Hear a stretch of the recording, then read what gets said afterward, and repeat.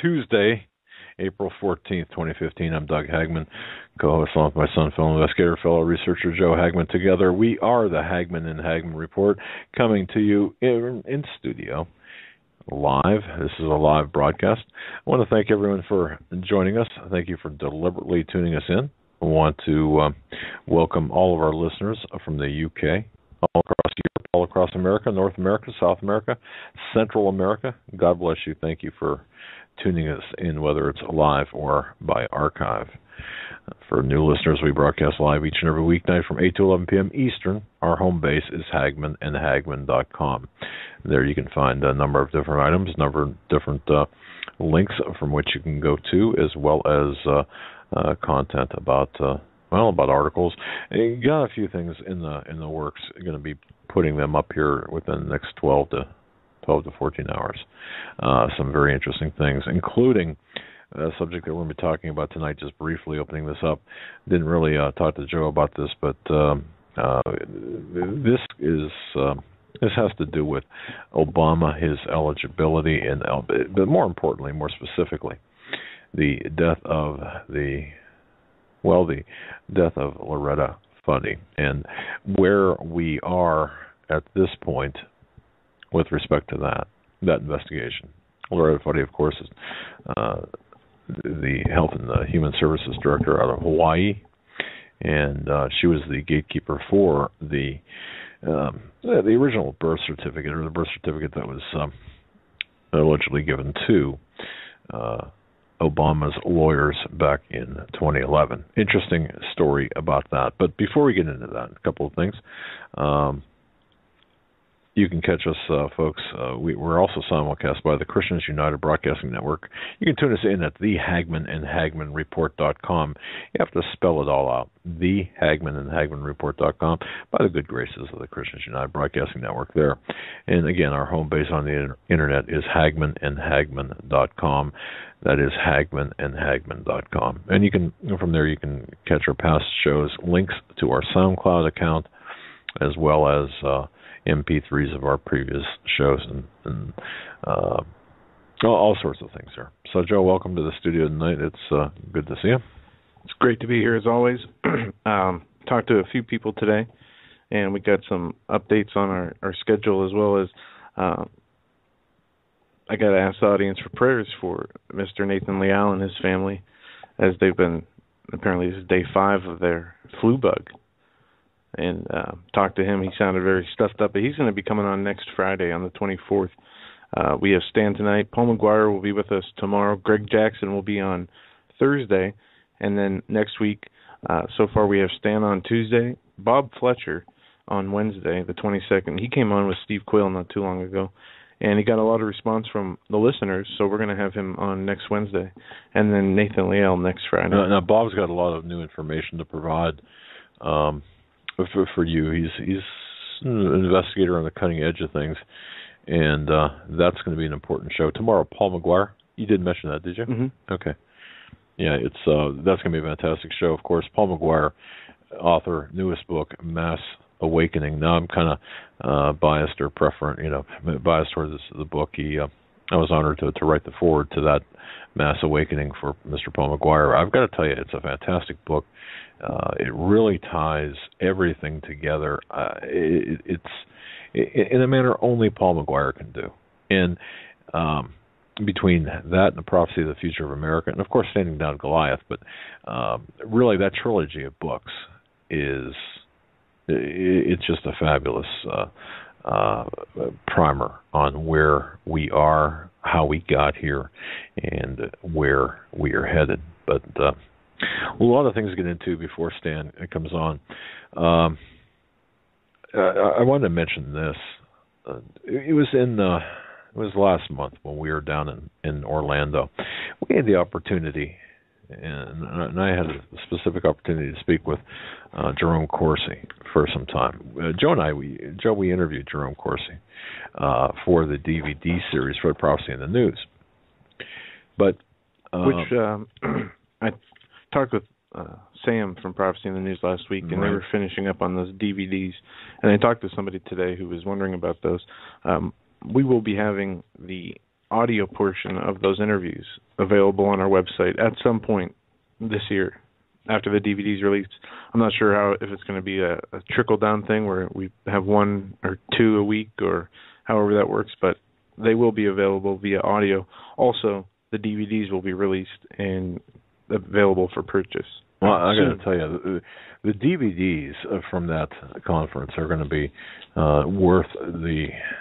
I mean, it's going to be worth it to get the DVDs, because just from what we saw, and we were kind of cloistered to an extent in the doing the interviews of the presenters. But I got to tell you, I mean, just from what we saw, from what I saw, it was just tremendous. And thanks for mentioning that, because that's something that we'll put the link up when we have it. Also, I want to mention too, and don't forget, Pass the Salt, ptsalt.com. That's Pass the Salt Ministries. Coach Dave Dobmeyer. Remember, he was on, and of course, looking for like a rapid response team. Definitely visit ptsalt.com and furnish. Go ahead and furnish your email address to Coach Dave Dobmeyer for the purpose of being informed of the hot spots, where the hot spots are, where we need to position ourselves in terms of fighting this very aggressive enemy that has infiltrated and insinuated themselves within our borders, and they've taken root. They've had decades upon decades to take root, and they've done so. Coach Dobmeyer is, and we do very much. We do promote being proactive, and I think we have to stand in the gap and really, play our positions, because if we don't, no one else will. And that includes us, Joe and I as well. We're going to do our part in making sure, putting our feet where our mouths are, and standing shoulder to shoulder with the likes of Coach Dave Dobmeyer and others who have the tenacity and the integrity to stand up and say no. No, we're not going to do this, or whatever the case might be. And this is not. And as Coach Dobmeyer said, this is not a email list where, it's not a newsletter. It is a call to action. And those of you available and near, we'll say whatever the case might be, can respond accordingly. And it's just a marvelous initiative by Coach Dobmeyer. So, again, that's ptsalt.com, Pass the Salt Ministries, Coach Dave Dobmeyer. But before we get into the news, when I was talking with Jerome Corsi, there was the interview that you saw, and then there was a discussion which no one saw. And we had the opportunity to talk about a couple of things. One incident in particular was Loretta Fuddy. Now, actually, there are 2 or 3 different directions this is going in. And, of course, folks, regular listeners know we have been working on getting all of the documentation. The person at the tip of the spear on this, the Internet researcher Butter D. Zillion. Okay, now she has, I just cannot tell you what a wonderful and what an intensely,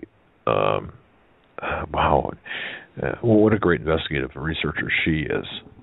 And she's gotten so much documentation.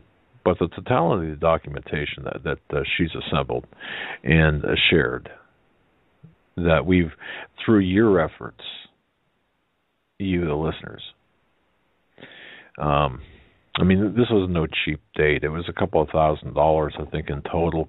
I'm not sure the exact amount, but it's upwards of a couple of $1,000s with respect to paying the government for their documentation. We grabbed the documentation through different requests, including the Freedom of Information Act, and of course, paying for the time people needed to copy information. Again, Butter D. Zillion leading the tip of the spear on this. But when I was speaking with Dr. Jerome Corsi, there were 3 different aspects or 3 different avenues of discussion that we had.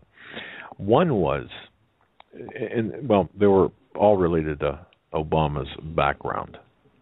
And I can't, folks, I can't get it out of my head that had the conservative media, had the people that had control of the microphones and had control of the biggest forums on the conservative side. I mean, the progressive side was lost to Obama, to their messiah. But at least on the conservative side, had they really put up the firewall and said, wait a minute, this guy, we don't know enough about his background, and in addition, it appears that there's a lot of, he's not eligible under the Section 1, Article 2 of the Constitution of the United States. Had they gone that route, instead of marginalizing us as birthers, I think we got to slow down what's taking place right now, if not stopped some of the actions that are taking place, whether it be domestically or in the Middle East. I really believe that to be the case by disqualifying him. And now, would things be going the route that they're going right now? Probably. But at least we could have not had a Muslim sympathizer, to the extent, an overtly Muslim sympathizer in the White House of dubious pedigree. We don't know who this guy is. And frankly, that's it. We don't know who this guy is. I will say this. I do believe, based on the totality of research and the preponderance of evidence, documentation, that this man, Barry Soetoro, is a CIA creation. Now, and the gatekeeper of this information, key right here, is Loretta Fuddy, or was Loretta Fuddy. Within days of the public announcement that Loretta Fuddy had died in an air crash off the Molokai coast of Hawaii, there were so many airplane experts, so the wreckage experts, who were questioning the official story. They were suspicious that Fuddy, and I should say that she was the only person to die in that air crash, had been murdered. One guy that Jerome Corsi spoke with, Thomas Bennington, he's an expert in airplane salvage. Now, and Joe, I'm going to try to be as quick with this as possible, but I want to be very thorough so the audience really gets everything, understands everything. Thomas Bennington, he's an expert in airplane salvage, commented that the wreckage of the Makani Kai Air Cessna 208B that crashed off the Hawaiian island of Molokai back on December 11, 2013, it was around 3:35 p.m. local time.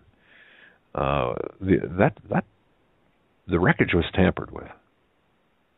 Okay, now think about that for a moment. You've got an aircraft previously scheduled to fly from one island to another. The Loretta Fuddy, the the gatekeeper for Obama's certificate of live birth, who gave that information to Obama's attorney, but knows the truth, or would have known the truth at the time, is the only one of 9 people to die in this very mysterious plane crash of this Cessna. All right. Now, it's interesting because go back to April 27th, 2011. The only person killed was Hawaii State Health Department Director Loretta Fuddy. She was a key government official in Hawaii who was responsible for authenticating Obama's long-form birth certificate. Well, Thomas Bennington, he's a retired 20-year Eastern Airlines pilot. This guy's no slouch. He's currently an executive in the Tennessee-based company Max Power Aerospace.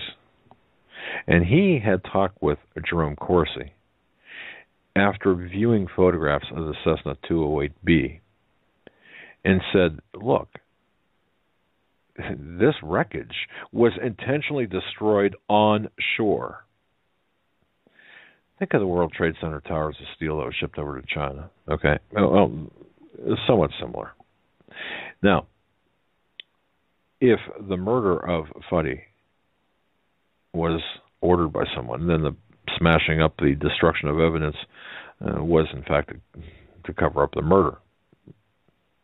If you look at the airplane, the Air Cessna 208B Grand Caravan bearing tail number N687MA in the water as photographed, you can find this online on December 11, 2013.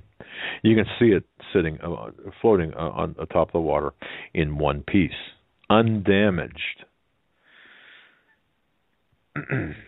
Also, at the time, there was a passenger who had taken, and Butter Dieselian had reported on this, taken audio or video of the crash itself. And I wouldn't even call it a crash. It was a water landing. And everyone gets out of the airplane. One person reportedly swims to shore. And somewhere in that mess, Loretta Fuddy dies. Now, the Cessna, the plane itself, floated for about 25 minutes before it actually sank. And if you look at, Molokai, I should say, is located, the airport is located like right on the water, if you see photographs of it. The airplane itself crashed about, we'll say, between 3 and 4 football fields off the western edge of the peninsula in waters that were 20 or 50 to 75 feet deep. So it wasn't that far from the island, and it wasn't that far from the airport. December 19th, 2013. The plane wreckage, the photographs of video made public on that day, following the salvage that reportedly took place on the day before, or December 18th, which was exactly 1 week after the accident, shows. And once more, you can find these pictures on the internet.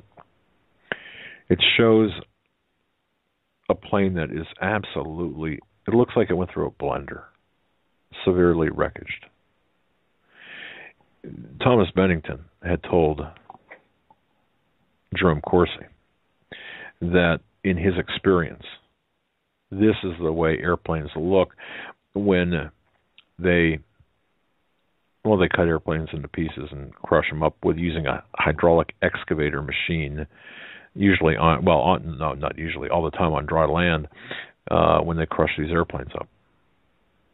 He should know he's crushed up several airplanes during the course of his business. So the Air Cessna 208B Grand Caravan it was photographed on an unidentified salvage barge on December 17th, about a week after the crash, or the water landing. You can see the photographs in various Hawaii news media. On December 19th, Hawaii News Now reported Patrick Ross, the president of Sea Engineering, the company that recovered the Cessna that crashed off Molokai, I should say. He said it was discovered in pieces on the ocean floor. He said the wings were separated from the fuselage. The fuselage was separate. The engine was separate from the plane rolling on the rocks on the bottom of the floor. Well, the NTSB air safety investigator, he told Hawaii News Now the airplane was intact when it hit the ocean and sank. But what he said was, the massive damage seen in the wreckage that was published in the newspapers at the time was due to the fact that the airplane was underwater for nearly a week, and that there was a large northwest ocean swell that took the airplane, literally took it apart on December 14th, 2013. The damage was done by the ocean, not by the impact, not by the crash, said this NTSB air safety investigator, Jim Strassacher. Now, a layperson, if he looked at it right now, if he didn't know it was an airplane, he would know it was an airplane. It doesn't resemble anything near an airplane. Folks, this differed in many many details from the report of Richard Schumann, the owner of the airline, who told Hawaii News Now the day before, on December 17, 2013, the very day that Sea Engineering was salvaging the aircraft, bringing it up from the ocean floor.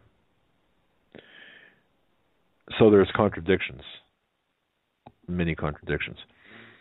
Schumann said that the salvage people would want to make a determination on how best to bring up the aircraft.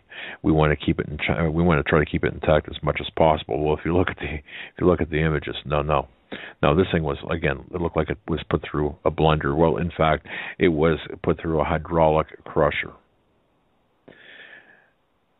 Hawaii News Now reported on December 17th that Sea Engineering intended to do the salvage job with a 200-foot recovery vessel. Okay, and again, to bring this aircraft up in one piece, and it was supposed to be very salvageable.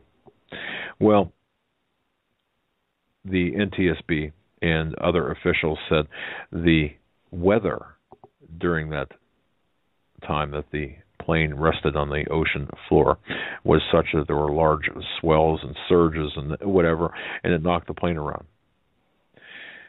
Talking with Dr. Jerome Corsi, his investigation, and verified independently, there was no such weather. No such weather that would affect anything in that depth, at 50 to 75 feet. Now, look, we understand that channel there in particular is rough, and we understand that the rescue operations, if it was a rescue as opposed to recovery, would be extremely difficult. Even on the best days, but and that brings up another point: what a place for an aircraft to go down. If you want to ditch an aircraft and kill everyone on board, or ditch an aircraft with a good likelihood of people dying, that's a place to do it. But Bennington, in speaking with Dr. Corsi and others, had said that as an airplane sinks to the bottom, the airplane will flop around and hit the bottom in a kind of a random fashion. It'll end up right side up or upside down, but it hits the bottom kind of slowly. So, well, if you've ever played in a pool, think of you drop an object in a pool. It doesn't drop like a rock in air. No, it's got some resistance from the water. It's unlikely that it would sustain any damage from the impact on the sea bottom, and certainly the weather conditions would not have attributed to the damage that was seen. The weather conditions during the time period from December 11th through the 19th inclusive, that's 2013, found weather for all days was remarkably similar. No indication of any reasons, unusual sea conditions on Saturday, December 14th, the very day that the NTSB investigator said that there was a problem there. There'd be no reasons that would cause the breakup of the wreckage. In fact, the airplane itself could have been recovered at any time after the crash. It didn't have to wait till the 14th. It could have been the 13th, the 12th. It could have been any day. But the weather was not a factor. This Thomas Bennington explained to WorldNet Daily that his conclusion, the Cessna airplane was raised intact, taken to a shore location, offloaded onto a cement or similar asphalt-type surface. The wings were roughly chopped off with a large hydraulic machine. Most likely, according to Bennington, an excavator with a bucket and a thumb. The tail was ripped off. The top half of the fuselage was ripped off. The interior seats and cabinets were ripped out. The engine cowling was violently ripped off and tossed around on a hard cement surface. An inspection of the debris, the wreckage, shows scratch marks, gouge marks on the aircraft, similar to dragging it over a cement surface. The fuselage itself was flipped upside down with two main landing gears sticking up, and the fuselage was pounded down with the bottom of the hydraulic machine. The pieces of the wreck were then moved Well, from the cement pad and placed on the plastic tarp, that you can see, folks, the aircraft lying on this tarp on top of this barge. It's not a pretty sight. It's clear that something destroyed this aircraft. Yet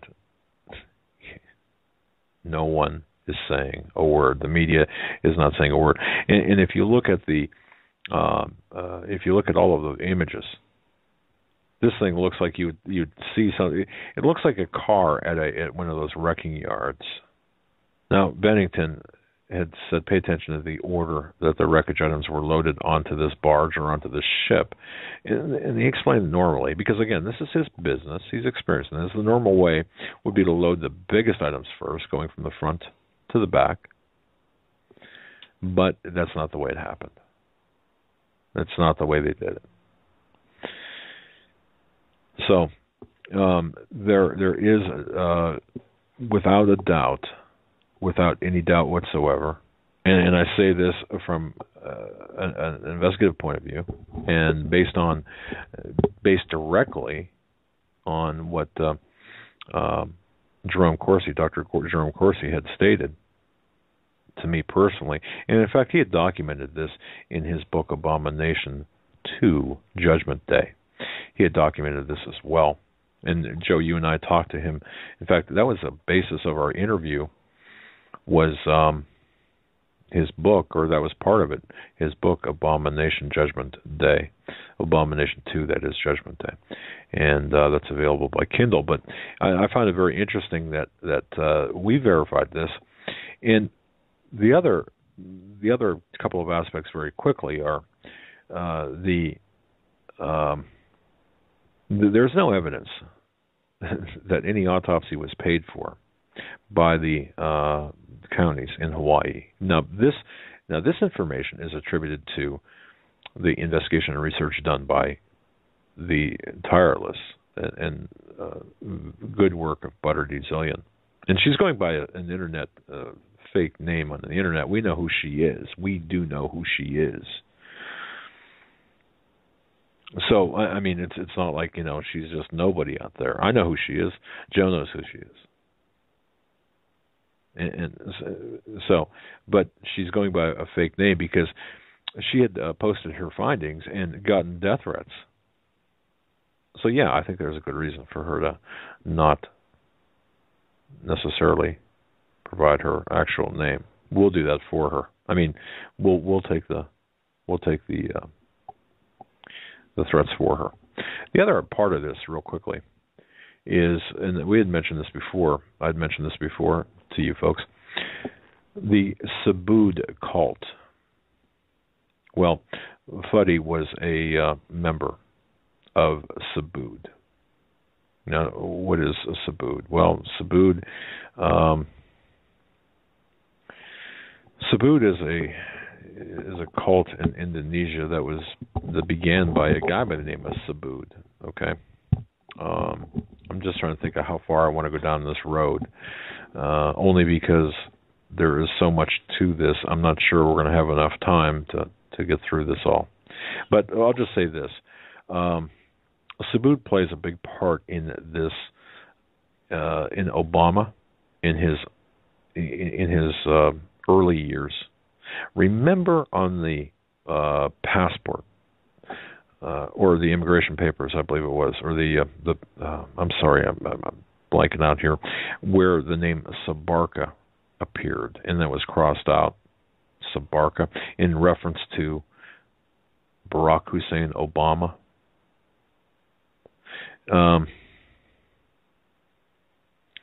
The surname Sabarka was a notation made in a 1968 passport renewal application. There was a application in the passport amendment. Stanley N. Dunham submitted in person to the U.S. State Department in Jakarta, Indonesia on August 13th, 1968, less than a year after joining her second husband in Indonesia. What she did was she petitioned to renew her expiring passport. Well, she filed an amendment form.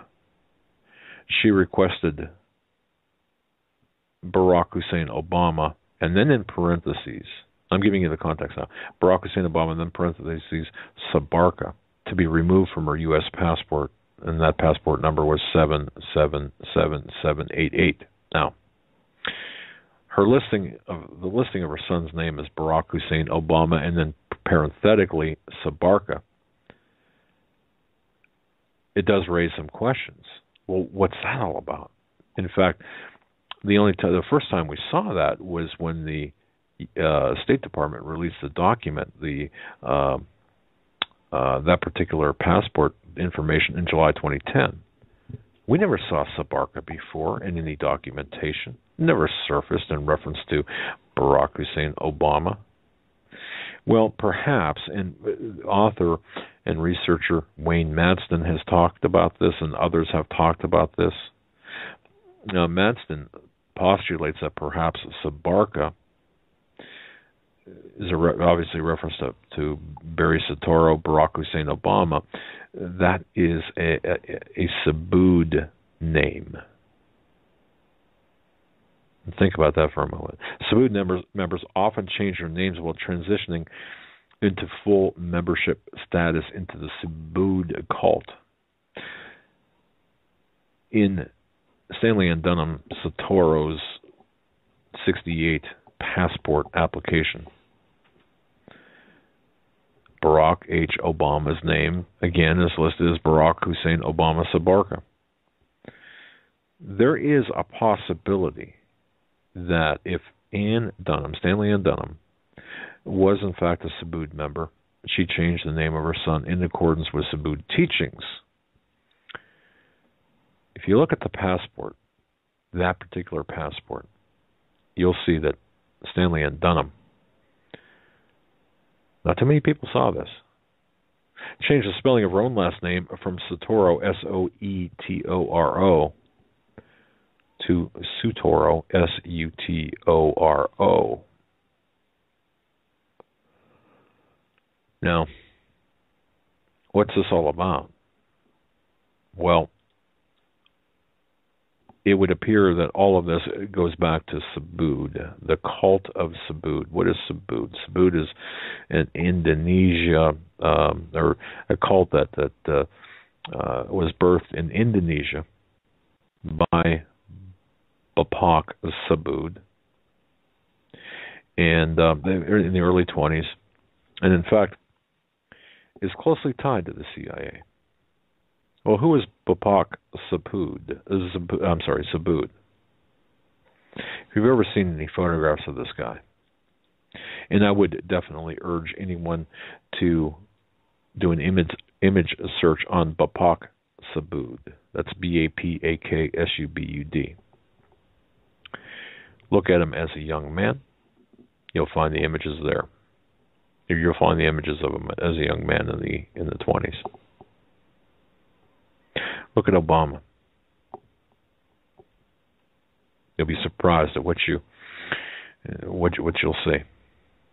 But in the late 50s and early 60s, Subud became a cult that began to take hold in the United States. And isn't it interesting that Subud centers were established in, let me give you the three cities, Honolulu, Seattle, and Chicago. Subud had a religious cult-like following at the East-West Center at the University of Hawaii in the early 60s when Ann Dunham met there both her first husband, Barack Obama, and Lolo Soetoro, her second husband. In Indonesia, President Sukarno, during the 1965 or 1960s, when he was the president there, he was he was fighting back a revolution. In Indonesia, Sukarno accused Bapak Subud of being a CIA operative. In 1965, Subud reportedly played a role, a major one at that, aligned with Suharto in the 1965 CIA-engineered revolution that overthrew the Sukarno government. This has got CIA fingerprints all over it. The Subud connection. Loretta Fuddy was a Subud member. In fact, a member, one of their leaders. And I will offer this. I believe Loretta Fuddy and Neil Abercrombie also tied to Subud and others. I believe that Abercrombie appointed, Fuddy was appointed to her position as the gatekeeper for the Health Department records because of her ties with Subud, and Subud being close to the CIA. And who do we? Which agency has the ability to change records to the extent, or cause them to be changed, or has the ties to, or has the ability as well as the ties to the people and to the organization Subud, CIA? Let's go back a moment. Look at the CIA's passport break-in, the CIA's leader or director right now, John O'Brennan. In 2008, of course, he was the guy that headed one of the subcontracting agencies for the Department of Defense, and that was responsible, one of two agencies responsible for the passport office break-in in 2008 that cauterized Barack Hussein Obama's birth certificate, or passport records. So when you take all of this in, and I know this is seemingly complicated, or at least there's a lot of information here, but when you start looking deeply, and you've got to look deeply at this, you've got in Subud, the organization itself, based on the CIA involvement, MK Ultra mind control. Again, we're limited on time in terms of getting into that, but it's very interesting to see the mind control aspects with respect to Subud. Neil Abercrombie, Hawaii Governor Neil Abercrombie named the Fuddy. I just want to kind of go back and fill in the blanks or reiterate a couple of things. And Hawaii Governor Neil Abercrombie named Loretta Fuddy as acting director of the Hawaii Department of Health. This was on January 26, 2011. Now just think about the timing of this. On March 2nd, 2011, she was named the permanent director. The doctor that held that position before her was let go, and he didn't even know why he was let go. And Fuddy all of a sudden got that spot. Well, maybe this might answer the question. March 2nd, Abercrombie appointed Fuddy permanent director. April 2011, less than really about a month later, Fuddy played a major role in the controversy surrounding Obama's birth certificate when she certified as authentic the long-form birth certificate. That was released to the White House on April 22nd of the same year, 2011. It's important to note that the Hawaii Department of Health still refused to make public any 1961 original birth documentation for Obama the Hawaii government may have possessed at the time. So, yeah, all she did was authenticate this piece of paper. In August of 2011, just several months after Hawaii governor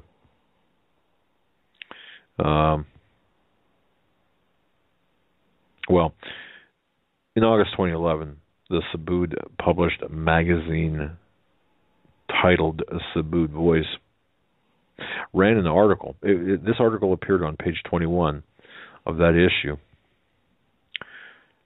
Barack Obama's Mother and Subud.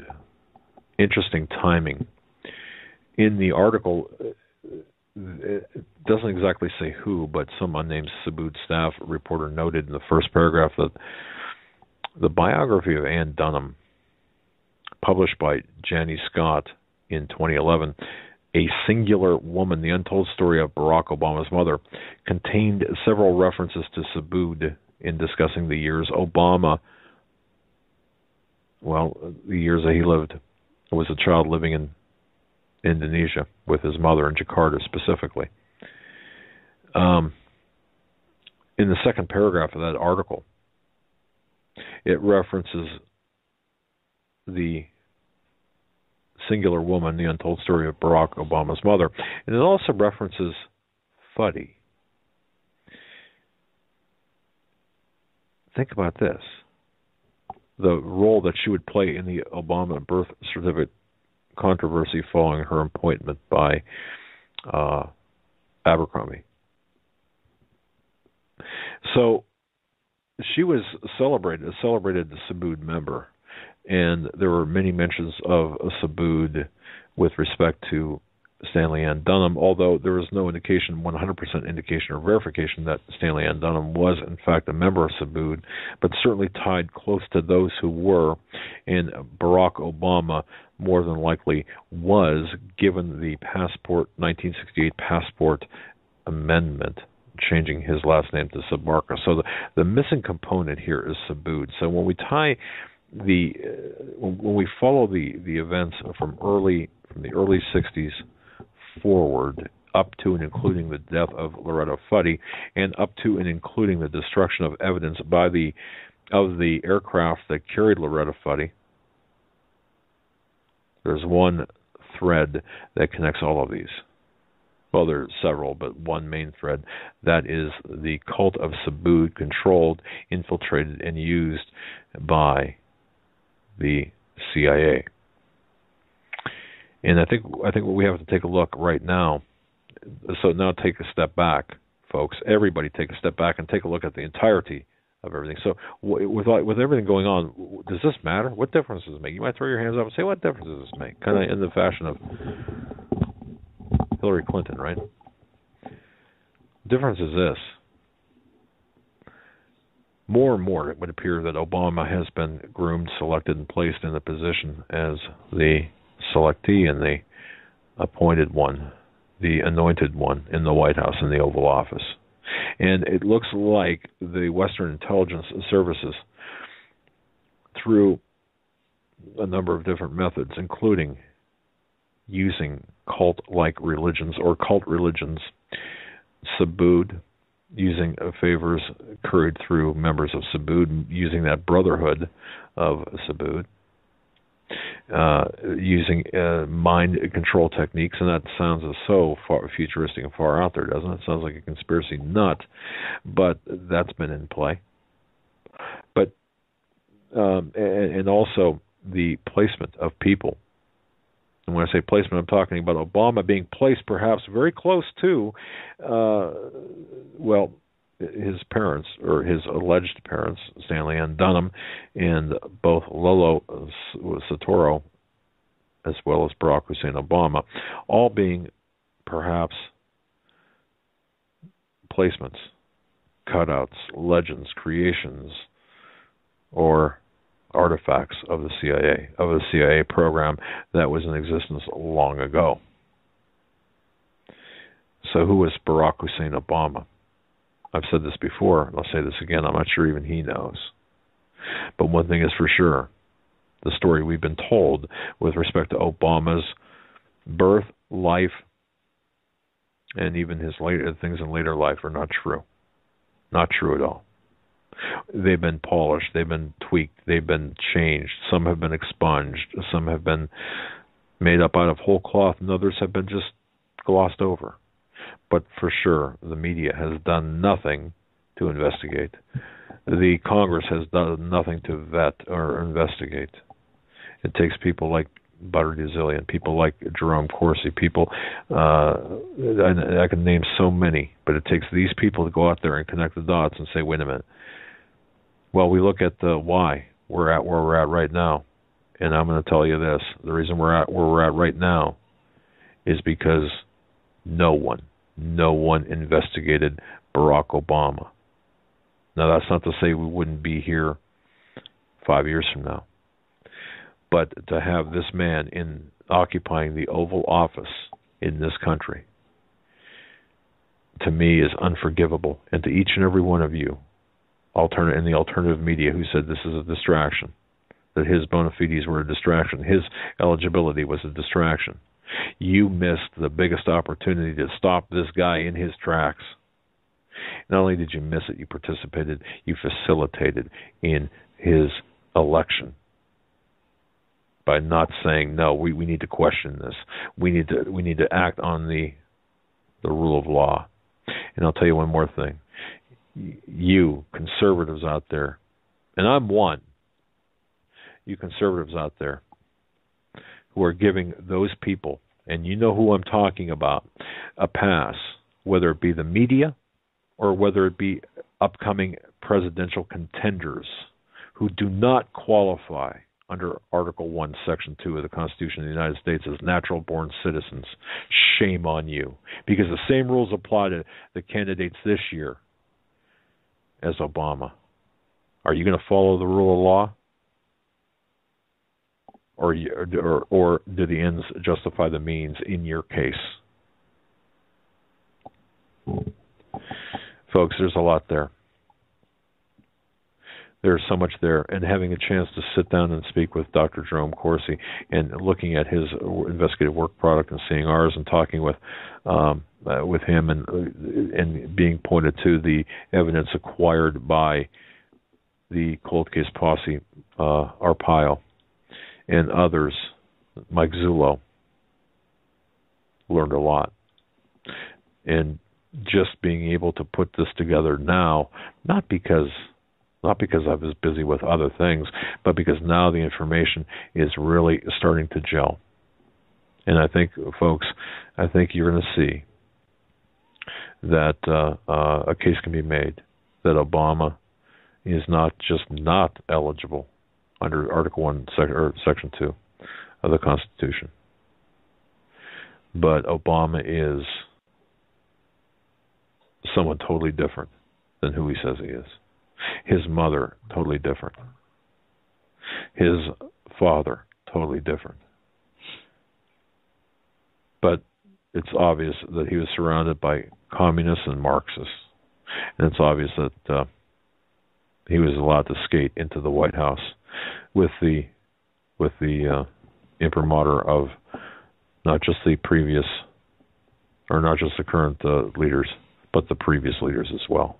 And they've got the nerve to say, hey, he's destroying the country.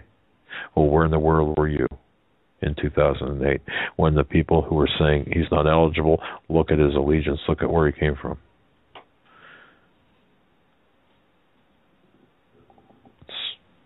So the investigation is ongoing. I just wanted to make sure that I got that in there, that this is new information. Oh, and the last thing too, the compilation records will show that again, just to be clear, autopsy on Loretta Fuddy supposedly performed.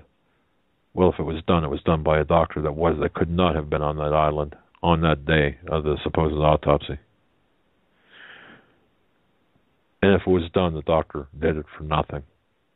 I mean, cost-wise, didn't charge the county. Freebie. Doesn't happen. There are a lot of other anomalies associated with Loretta Fuddy. The witnesses to the accident, this alleged accident, stories don't mesh. Regardless of what you hear in the media, the stories don't mesh. And it's a lot easier for me to run these down verbally than to write this out, although we will write this out. All of the records from EMS sought by and obtained by Butter Dizillion don't match. The timing is off. The locations are off. Oh, there's just happened to be military in the area. Just happened to be, well, you can go back to listen to the appearances with Butter Dizillion from our archives. She, have you talked with her? Is she planning on coming on anytime soon, or is she just going to keep working and doing research? Yeah, she's continuing her work. There are reasons why she is not come on recently. We're all good, by the way, but it's just there's some personal issues there with her. I don't want to get into, but just keep her in your prayers, because she really put her heart and soul into this, and paying a price for it. So I really don't want to get into it, but let's just keep her in our prayers. Again, we're fine, everything's fine, but she's fine. But there's a level of harassment that she's experiencing. Yeah, and I talked with her maybe 3 weeks ago or so. Yeah, and she asked that people keep her in prayer as things are intensifying. And the attacks are coming in. I mean, this is not hype, and this is not fun and games, and this is not an appeal for sympathy. No. This is real life inquiries, and I mean, people do get harassed over this. People do get marginalized or worse over things like this. When you start talking about murder, or the appearances of murder, or when you start digging too deep in a case like this, things get a little bit hairy.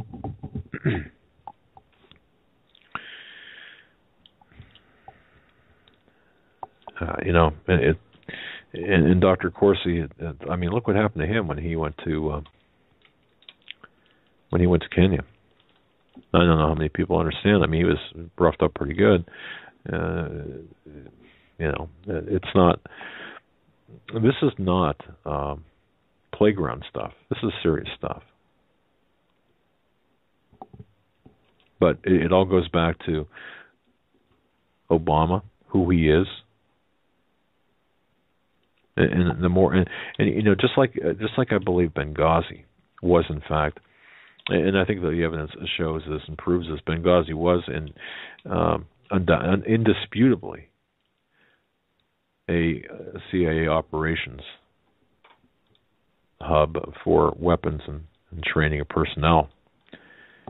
I believe that we're seeing CIA operations with respect to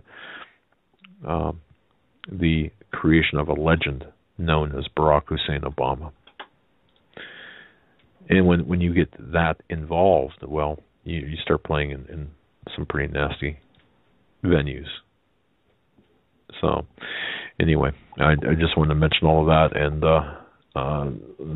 it's amazing that the evidence was destroyed, and no one questions any of this. The media doesn't question this. The conservative media doesn't question this. The alternative media doesn't question it. Well, a lot of them don't question this. Or if anyone does, they're automatically kooks. I guess I should stop being surprised about that, right? I shouldn't be. But look, there's everything wrong about that. I'm not. When we were talking about Ardizilian and I were talking at one point. The second to the last time we were talking, I think it was. I told her, I said, I'm not even sure, from what I hear you saying, I'm not even sure there's a body. The NTSB didn't respond. I mean, it was not the investigative body to respond. Usually when there's a death or a serious injury, the NTSB responds with an investigation. But on the returns, the paper returns that she got, saying, well, it was a non-incident, basically. The FAA, NTSB, all of that. Well, if somebody dies, it's certainly not a non-incident. So when you look at that and the lack of an autopsy records, and there's a whole lot of procedure that was broken. Yeah. I mean, it was not followed with this accident from the was the FTSB. NTSB, and what their investigation and how it was conducted to, as you said, this resulted in the death of a person, but even the protocols of the investigation were not followed. right, of regular investigation. So yep, it's something that we need to keep our eye on. We're coming up against the top of the hour. We do have some news to get into, but Stan's going to be joining us, and we received a lot of good feedback from last week. And there are some things he wants to get into. If you go to Show Images page, that's on standeyo.com on the right-hand side. If you scroll down, you'll see a microphone with upcoming interviews that Stan will be doing. You click on the microphone, or under the microphone it says Show Images. You bring those up. He has up a Large Hadron Collider live feed of panel, and he's going to have to explain what this all means here from the images he has up.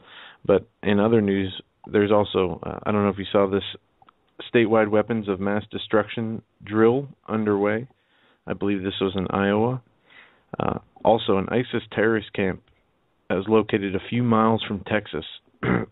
That the Mexican authorities confirmed it was an actual ISIS terrorist camp, and that's from Judicial Watch.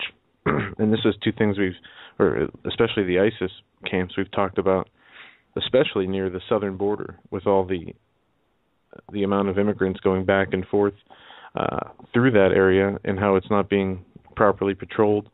And the Border Patrol's really been neutered in a way by the executive branch, and this stuff is now being allowed to take place without any action or counteraction against these ISIS terrorists, or whoever they are, claiming to be ISIS, that are holding these camps. And this is just one of many, apparently. But this is the one has been confirmed. So we're going to take a quick commercial break. Guest tonight, as is every Tuesday in hour number 2, Mr. Stan Deyo. His website is standeyo.com. Bookmark that site, and you can get all his latest content, his interviews, upcoming and past. And you can find the Show Images page, which he uses to put up graphics and explanations and a lot of information. So bookmark that site, standeyo.com. It's great to have you back on this week, Stan. We had a great response last week. I'm not sure what changed or what you said, but we had a lot of people actually contacted me and said that they really enjoyed last week. And what did we talk about last week? Off the top of my head, I remember you mentioned, you talked about some news and some things, and then you gave a brief message on the hope that we have in our faith, and no matter what's going on in the universe and in our world, we always have that hope. And that's one thing I do remember from other people, not even from our talk, as talking with them in the last week. All righty. I do so many shows of late that I forget what I talked about on which show. I apologize. There's a lot going on around the place. You're always right on the money, and you offer not just information on Earth changes and causing changes, but on the geopolitical front, you certainly are really spot on, or so it seems. So we really appreciate that. It's good to have you back, buddy. It's good to hear you. Well, it's good to have lived another week, I guess. We were chatting briefly on Skype before you came on, and you listed a couple of things that we could get into tonight. I would like to start with you talked about, is there a more reliable landing of SpaceX boosters? Can you kind of give us a brief explanation of what this SpaceX, I saw today there was a launch, SpaceX launches Falcon 9 capsule from Cape Canaveral that fails to nail rocket landing. SpaceX launches space station groceries and espresso maker. What is the SpaceX technology, or how is this different, and what are they trying to do with this? Well, it's a company that was developed by Elon Musk, the South African entrepreneur. And young Elon, he developed the Tesla Corporation for making electric cars as well. Anyway, he had a better idea of how to get products up into orbit, in this case to the space station, but in other cases even further out toward Mars and other deep space missions in the long run. But to do that, they had to develop a more efficient rocket delivery system, which they are doing at his SpaceX corporation. That's space and then a big X. Now, I've been dealing with some friends of his, or people that know him. I don't know whether they're friends. I guess they're friends. But down in South Africa, some young engineers that have asked me to see if I could adapt my flying saucer designs to something that they could use for the payload carrier that they're putting the booster to get stuff up into orbit. So I have been developing some test models here for them to duplicate down in South Africa, and then eventually, if those work, to get on board with passing it to SpaceX Corporation. Now, what they've been doing at SpaceX is, a ballistic type missile launches. It has a nose cone on it that's got a payload of several thousand pounds to deliver up to the International Space Station, including, as you mentioned in your précis there of the news article, where it said a espresso maker. There's an Italian astronaut up there. She's been complaining about having to drink American instant coffee for the last 6 months, and so they devised a way to give her espresso coffee in orbit, which is a milestone for coffee drinkers in orbit. But that was in the payload that was delivered by the SpaceX Falcon 9 rocket that went up yesterday. Now, they have been trying to develop a soft landing for their craft so that they can reuse the boosters. So the booster separates from the payload, which goes up to the space station. The booster drops back down into the atmosphere, and they navigate it in such a manner as to let it to descend with its rocket end, thruster end, facing downward over a floating platform, which is a soft landing pad. But that platform is in the ocean or in a water body away from cities and buildings and ships and other things that could hurt if it accidentally went astray and exploded. Now, I think this is the fourth try, as I recall, at landing the SpaceX booster after it's delivered its payload softly. And it almost made it, but didn't quite land as softly as they wanted. Damaged quite a bit of the booster, so that there might be some stuff they can salvage from it to reuse, but in the main, the effort has failed. Now, what they're doing is something that I'm trying to mitigate, is making the landing a very soft process, a very slow process that can be done over land quite happily, using a method of propulsion called entrainment propulsion, which allows you to wind up, in simple terms, to wind up a ball of air around the booster, which will have a different shape than a rocket, but to wind up a ball of air that's kind of like a spinning smoke ring of air to very high speed, so that it becomes your wings and your propulsion system at the same time, which would allow them to engage this in free fall with their booster attached. As it's returning back to the surface of the Earth, they could then fly in very peacefully, very slowly, descend their orbit, not instantly or rapidly anyway, so they don't overheat the craft. You can make reentry without generating the tremendous heat that we normally hear about in reentry, and that's kind of caught my eye today because I'm personally involved in trying to figure out a way to adapt my propulsion system to their existing Falcon series. It may not work, but still, we're trying to figure out a clever way to bring the payload or the booster back and reuse it. Interesting. I was thinking, too, that has to be one, going back a little bit, it's got to be one expensive cup of coffee or series of... Anyway. Yeah. But then again, who trying to imagine, espresso in space. I mean, what could be better than that, except for maybe pizza in space? But anyway, yeah. You try to imagine. I interrupted you. I'm sorry. Oh, well, I mean, try to imagine what it'd be like to even drink a cup of coffee. You squeeze it out of a tube because it's not going to roll down your throat. And, you put a straw in and suck it down. you can swirl it around in your mouth up there and get the taste of it, but things just don't work quite the same when you're in zero G.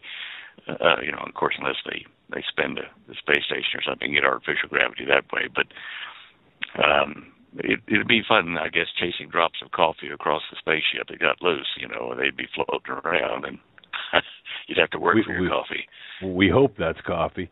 Never mind. Oh, get off it. They've got going to the bathroom up there down to a real science, so don't worry about that. Yeah.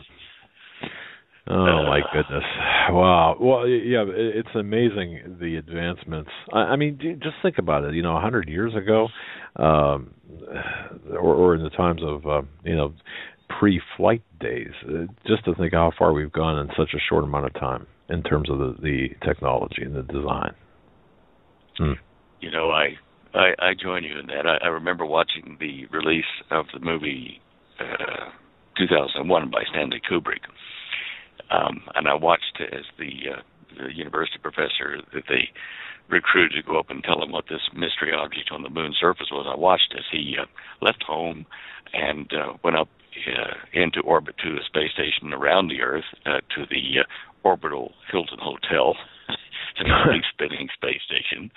And he has a friendly chat with the Russian delegation there, and, he goes through security clearances and stuff, makes an address to the scientists there, and then he gets on another bigger kind of spherical ship that leaves from the space station to head to the moon and land there. And he gets on board up in the passenger compartment there. He's the only one on board with, the pilot and a few space stewardesses. And you see him leaning against the wall after he's had a big meal that he squeezed from tubes and ate, just like our astronauts do now. But this is back, last century when Kubrick made the movie. Anyway, you see him after the meal leaning, as it were, against a post right next to the center of this spherical craft they're in, and he's reading this long list of instructions about how to use the toilet. And I'm thinking, boy, I hope he didn't have to go in a hurry. I'll always remember that scene. Yeah. Oh man. Yeah. Well, it's yeah. Go ahead, Joe. I wanted to ask you, Stan. There was some reports yesterday, and people have been talking about this briefly since the launch of a new space rocket. But the asteroid Ceres, which is the biggest asteroid in the asteroid belt, has been being photographed and has been showing these bright signs while being photographed. It looks like a few lights are on this planet, and some are talking, that this could be water or some kind of ice. Have you had a chance to look at the photos and see what they? Yeah, I have. What do you think? Do you think the cause of these is some kind of ice or geological matter, as they state as a possibility? It's hard for me to. I don't think it's ice. I might be wrong, but just looking at the luminance from, say, the two spots that are in the middle of a crater that they released on the images recently, I suspected, I expected these the light from these two bright spots inside that large crater to become more gray as Ceres turned, and the light reflected from the sun was less direct. If you look at the photos they've got, the bright side of Ceres is on the left side of the photo, and the dark on the right, and in the middle, of course, is this crater with these two bright, maybe three bright spots. They're fairly close together. Now, ask yourself, okay, if the sun is off to the left, and it is because this crater with the bright spots is close to the terminator line between light and dark. Why is it that this reflectivity, is so bright coming straight at the camera there that's taking the image? It doesn't add up. It's as though whatever is there has its own illumination source, and that is a mystery. So, I'm very curious to see what comes out of this. It just doesn't seem from the photographic evidence that this is solar illumination doing something like ice or something else. It's got to be something emitting light in the visible wavelengths, that we can detect with our eye and with the cameras, and that does present a puzzle. Well, just have a look at the photos yourself, and see. I mean, think about reflectivity and light sources, and if the light source is all the way to the left, and not on top or anywhere close to on top of this series, why is it that these two little spots, or three, close together, are so bright coming out? It's like a light source beaming out of there. I mean, it just does not seem natural. Yeah, and they looked at these with infrared lenses and took pictures also, and they said that 2 out of the 3 lights you can see with the infrared. The third one, for whatever reason, they say appears to be different, or at least is not reflecting or showing on those infrared cameras the way those other 2 are, which could, there could be a number of possibilities, different angles, not a good clear resolution, they say, is also a possibility that it's something completely different than the other 2 bright spots, which I just thought was very interesting. As they just started releasing these images as of late, people have been asking about them, and it just seems strange to me, at least, that they don't know the source of this light. Yeah. Well, yeah, maybe they do and they aren't telling. I don't know, but it really does speak to me of something that is not a natural reflectivity of solar light. It's some other source of light coming from those spots. I mean, you can just see it, in the animations of the rotation of Ceres.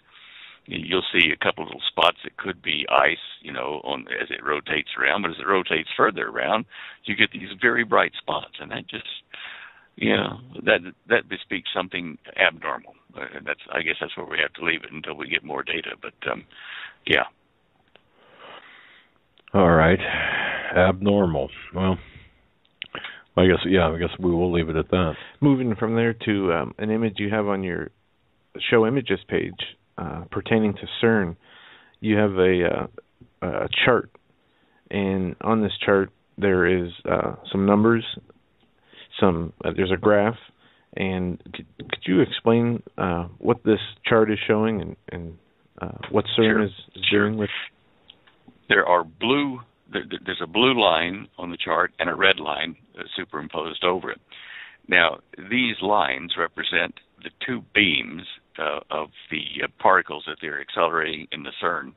One group of particles going one direction, and the other group going the opposite direction, so that when they're guided to hit each other head on, these 2 beams will produce maybe 14, teraelectron volts of energy and the impact. And so what you're seeing here is what I took today from a live feed. And I put the link underneath there. If you say, if you're looking at that show images page, it's the top left image, and underneath it says Large Hadron Collider live feed of panel. And if you go there, you'll actually get onto the panel where they are now, and it will show you at this instant, as we're on air, for instance, that the 2 beams were accelerated up to darn near impact, in giga-electron volts or teravolts, whatever, where they were going to impact, and then they dropped it back down to 0. And this is real time. If you click that bottom link, you'll see exactly what's happening inside the CERN. Now, having said that, you can backtrack, hitting the little house or home button in the upper right there. You can backtrack to their main website for civilian activity. You can't see all of it unless you're an approved viewer, and I tried getting around that several ways and couldn't get in. But you'll see that there are little boxes that you can click on and see what's going on.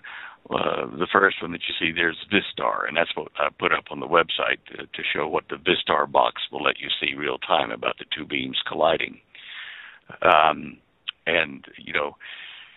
There are other areas there, like there's one that's got a little radiation sign that says IRAD. And if you click on IRAD, it'll let you choose a bunch of things, maybe 7 items.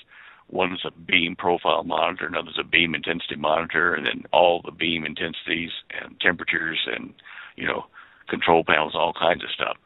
And you just click on them, and you get to see the stuff. The real control panels you can't see without an approved log on. Darn it. But anyway, the number of countries in the world that have put into this project, it must be fairly important for them to do this, so you can understand that they would have security like they would probably at the United Nations on some of the stuff.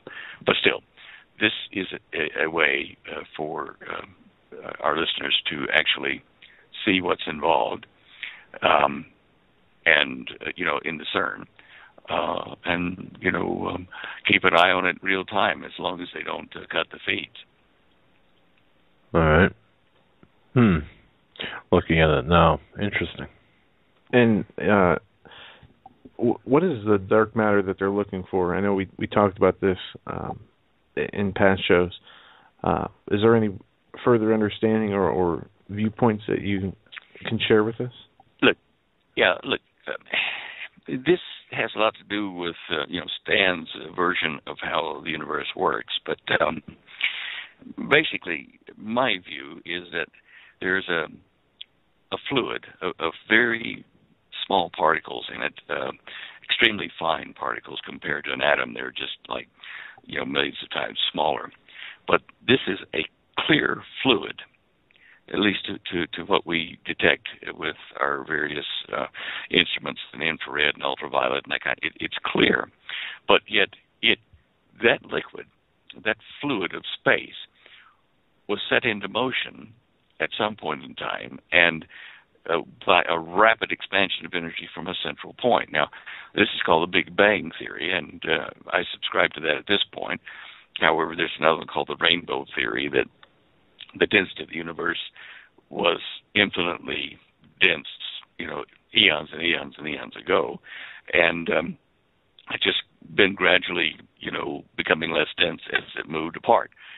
That's kind of a flaky view in my view, but anyway, because I take the biblical point of view that the universe that we know started with the Word of God being said, as a word, a vibration into this fluid of space, this what they call dark matter, because we can't detect it. It's not emitting light, but we can see what it does when it spins into very tight spherical patterns. It forms atoms that form planets and stars and galaxies and clusters of galaxies, all due to rapid spins in this fluid. And then we see light coming from those areas as the fluid is spun into these very tight, compact, spherical constructs. Now, gravity is a two-directional force. It's actually probably a little bit more than that, but it's basically a vortexual, a vortex, a spinning thing like a tornado, but spinning around a center axis at high speed, so fast in this fluid of space that it curls back around and forms a sphere. And this sphere, once it's spun to a certain speed relative to the density of space next to it, will encapsulate and become, you're treated like a solid mass, because it will bounce and can be directed and that sort of thing. That then becomes visible. We can detect that, but we can't detect with our current technology the matter that's not emitting light, which is the fine structure, the fluid of space, the stuff they call dark matter, simply because it doesn't emit anything that we can detect. But yet we can see that this sea of energy that the universe is composed of, that in between, say, like a distant star and us, that there could be a spin in that dark matter that will be like a lens and will bend the light of that distant galaxy or star, but as it's coming toward us, and we'll see reflections or dual images of the same star because of the varying density of space in between it, or the dark matter. According to current physics philosophy, 85% of the known universe is filled with this dark matter. And the other 15% is what we can see. And I maintain that, yeah, we can see it because these are the high-speed spinning particles that make up all the atoms and subatomic particles and galaxies and stars that we know. Anyway, what do I know? I'm just a guy out here kind of thinking about all these things while I'm having my cup of coffee on Earth instead of in orbit. Okay. Interesting. But the CERN Collider is aimed at finding this dark matter, proving it exists, and trying to decide whether we have the rainbow theory of cosmology or the Big Bang, and also if we can have wormholes produced between our universe and concentric or parallel universes, which is reasonably important even to biblical students because it's a way to open portals into God's, levels above us, of existence, which is probably not the done thing in His will. But just so I'm clear on this, because in reading about this and then looking at this, to create the wormholes, you would, what would they look like? I mean, that sounds like a kind of a dumb question, but you'd be able to see it, obviously, right? A wormhole that is created by this? Yeah, but I don't think the CERN is going to make one big enough for, a big mass, like a baseball or something like that, to be transported from here to there or from there to here. They're looking at making micro wormholes, which are formed around around the black hole. It's that kind of energy, but it's down to such a micro level that it evaporates almost as soon as it's formed. They want to prove the theory, and then after that, they figure out ways to make a gateway that will allow a person or a larger object to go through it. From our side, looking at a parallel universe to us, it would have much higher energy on the average particle of mass there than us. So from our side, if we were to open up a portal, like we think Nimrod was trying to do with the Tower of Babel, if we were to open up a portal from our side, it would be fiery, hot, bright, extremely energetic, and you couldn't look straight into it, almost blind you. On the other side, up above us in the parallel universe, looking down into the portal we've opened, it would be dark, cold and dark, because we're at a lower amount of energy on the average particle of mass here than theirs, which is why when Ezekiel saw the flaming chariot that God sent, it came out of the sky, just appeared in the sky in fire and smoke and bright light, and came down, and he was able to see it and describe it. It's so that was also dimensional. Okay, that was Okay, all right. Which that's what I thought it was. All right, go ahead. Well, as I say, sitting here in my quiet moment, sipping a cup of coffee, I think about these weird things, and I look back at the time of the Garden of Eden, when God created man, and he could walk in the garden in the cool of the day with him and, talk to him right next to him without hurting him by his presence. Years pass, and Noah comes along. And God says to Noah, okay, look, I've been walking with you, talking with you and telling you how to build the ark and stuff. And the things are going to get a bit tense around here. And I want you to build this ark so that you can put 2 of every, kosher animal in your family on there and survive the flood that's coming and the rain, which wasn't present at the time. Well, there was God again being able to stand next to Noah and talk to him without hurting him by his presence. Okay. He says also, my spirit will not contend or strive with man, for forever. It's going to, there's going to be a separating of our ways where I'm not going to be with you. The flood comes, the earth expands, according to Stan's theory, expanding earth, and a new earth presents itself, and the survivors, reconstruct civilization from that time, and Noah deeds lands to his sons. In the time of Moses, which comes down a little bit later, Moses is talking to God on Mount Sinai, which was probably Jabal el-Lawz in in the region of Jordan there, or Saudi Arabia, I guess, where Moses is saying to God, "I want to see your face. I want to see what you look like." And God says to Moses, "No, look, that's a nice idea and everything, but my very presence in front of you would be so harmful to you that it would kill you. But I will project my image up on this cloud. But to do that, I'm going to ask you to get into this little cleft here and hide yourself so that you're only seeing out a portion of the sky from there. And I'll project my image up on a cloud so that you can see what I look like there without actually looking at me direct, which would harm you." So between the time of Adam, when God would walk with Adam, talk with Adam, touch him, not hurt him, and all that kind of stuff, and the time of Noah, between those times and the time of Moses, God's universe, his relative energy density relative to Earth mass, had become so disparate that he was much brighter to us. Like we were losing a lot of energy per molecule to us, and he was like gaining.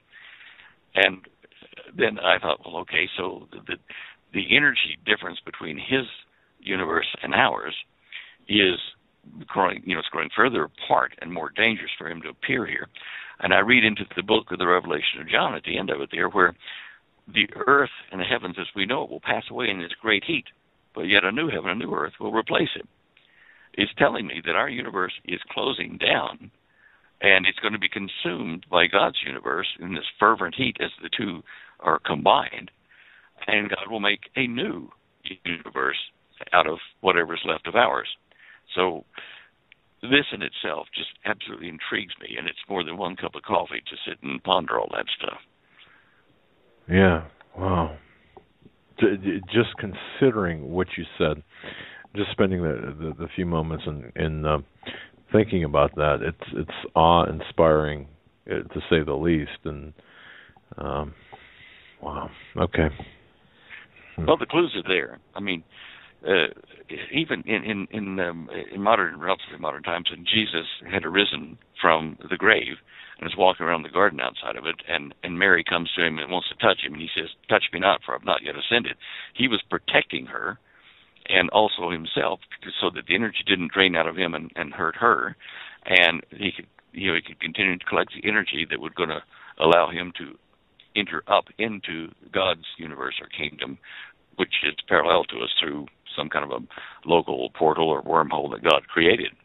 And so you see there the reference to energy differences. Even when Jesus was healing people, and one woman touched his robe, and he turned and he knew that she had been healed because he felt the energy flow from him. That tells you there's this energy involved, and the flow of energy from him and his Father's universe through him. Anyway, just there are clues to this kind of stuff all through the scriptures, and I just find it fascinating digging them out and thinking about them. Yeah, indeed. Well, in the Skype conversation we had, I saved the best one for last. On one of the topics you want to talk about tonight. Oh yeah, I was is waiting America, for this. Babylon. Yes. And I believe we can have a good discussion about this because, the world being so interconnected today, much more so than it was 20 years ago. Reading through scriptures about Babylon, Mystery Babylon, we see certain references being made that it is more, it seems to be more expanded than one nation or one area.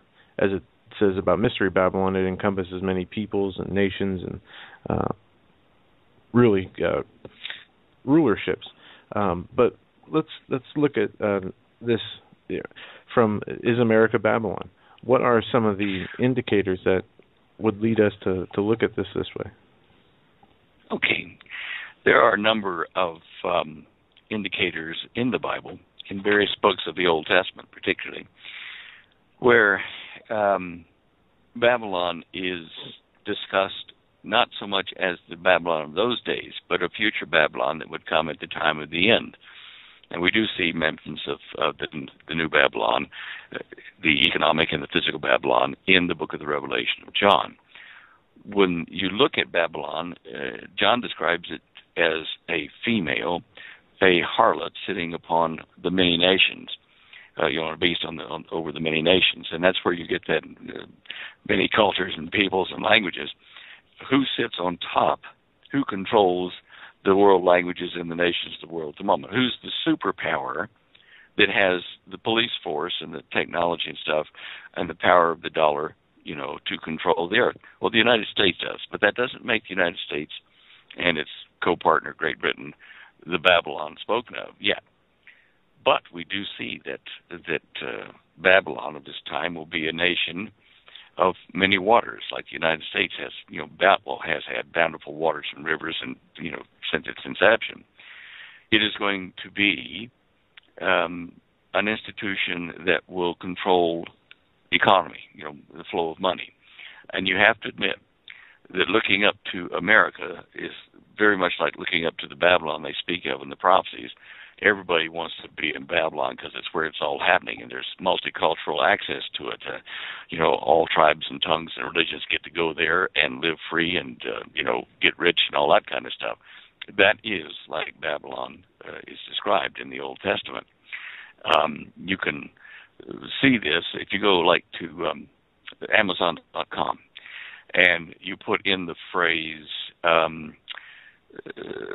America, the Babylon, and search for that in all the departments of Amazon.com.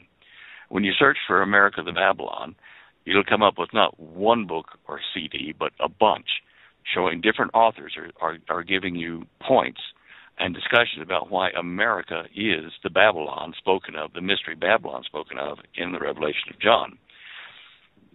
The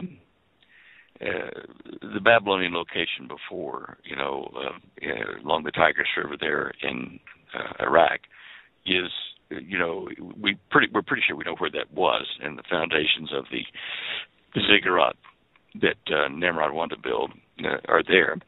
But that area, even if we start developing it, rapidly today, it would be decades before people live there in such numbers and consume such fine, precious gifts and things like Babylon is supposed to do in this time, that the merchants of the sea would be astounded and would wail and throw ash on their head if Babylon were destroyed.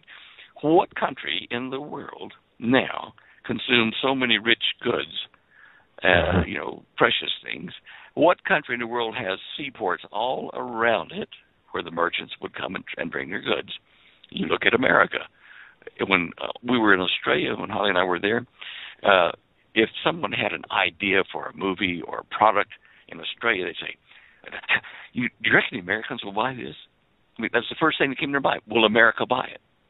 Now, that didn't always mean that America was great in their eyes. Would America be foolish enough to throw away all that money they just have on this product? And it was a love-hate relationship, and we saw that in Europe and in Australia and various other countries where they loved what America symbolized as far as, freedom and wealth and that kind of stuff, but they didn't like what America did to the rest of the world and, behind the scenes with oil prices and energy and, control of various economies and countries. It's always, since I've been a kid, been a joke that if you want to get your country rich and well provided for, go to war with America and then let them rebuild your country after the war, and then they squash you. And that's the kind of this love-hate relationship that we see out there, outside the United States. A good friend of ours, Rick Coombs, he's now passed away a couple of years now, wrote America the Babylon, which was a detailed description of why America is the Babylon spoken of for this age, the physical Babylon, and part of the economic Babylon. And he put that onto a CD-ROM and into a printed book.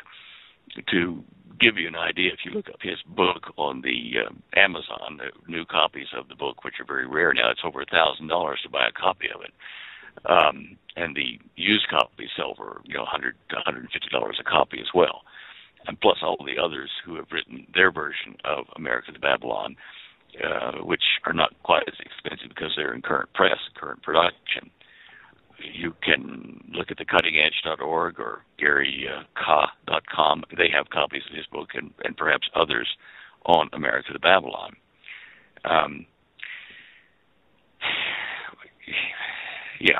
I think America is Babylon. You've got the Statue of Liberty, which is a female. Libertas was, what the French wanted to put on it there for us. And this female statue represents America. It's like Ishtar almost. It's like a female goddess. And the Bible speaks of Babylon, she, the harlot, a woman rather than a man. And if you think of America overseas, either Disneyland or the Statue of Liberty comes to mind immediately, doesn't it? Yeah, it does. And I often think about the Statue of Liberty there, and as you mentioned, Ishtar, Isis, whatever. And just how everything seems to be connecting. Even with the acronyms to the verbiage, the acronyms to the goddesses, the Babylonian and ancient goddesses, and it just, and then of course, Babylon. Yeah, I think a strong case can be made. More than one author has done that. Mystery Babylon, Daughter of Babylon, Babylon. Regardless, it certainly has all the characteristics, at least in my view, of Babylon by definition, as you described it. So. Well, you know what's going to happen to Babylon? Yeah, it's not good. In 1 hour, it's going to be destroyed and burned to the ground. Now, what can do that today? What kind of technology can burn a country to the ground? Nuclear. All right. Who has the nuclear weapons capable of doing that and the capacity to deliver it to us undetected? Russia.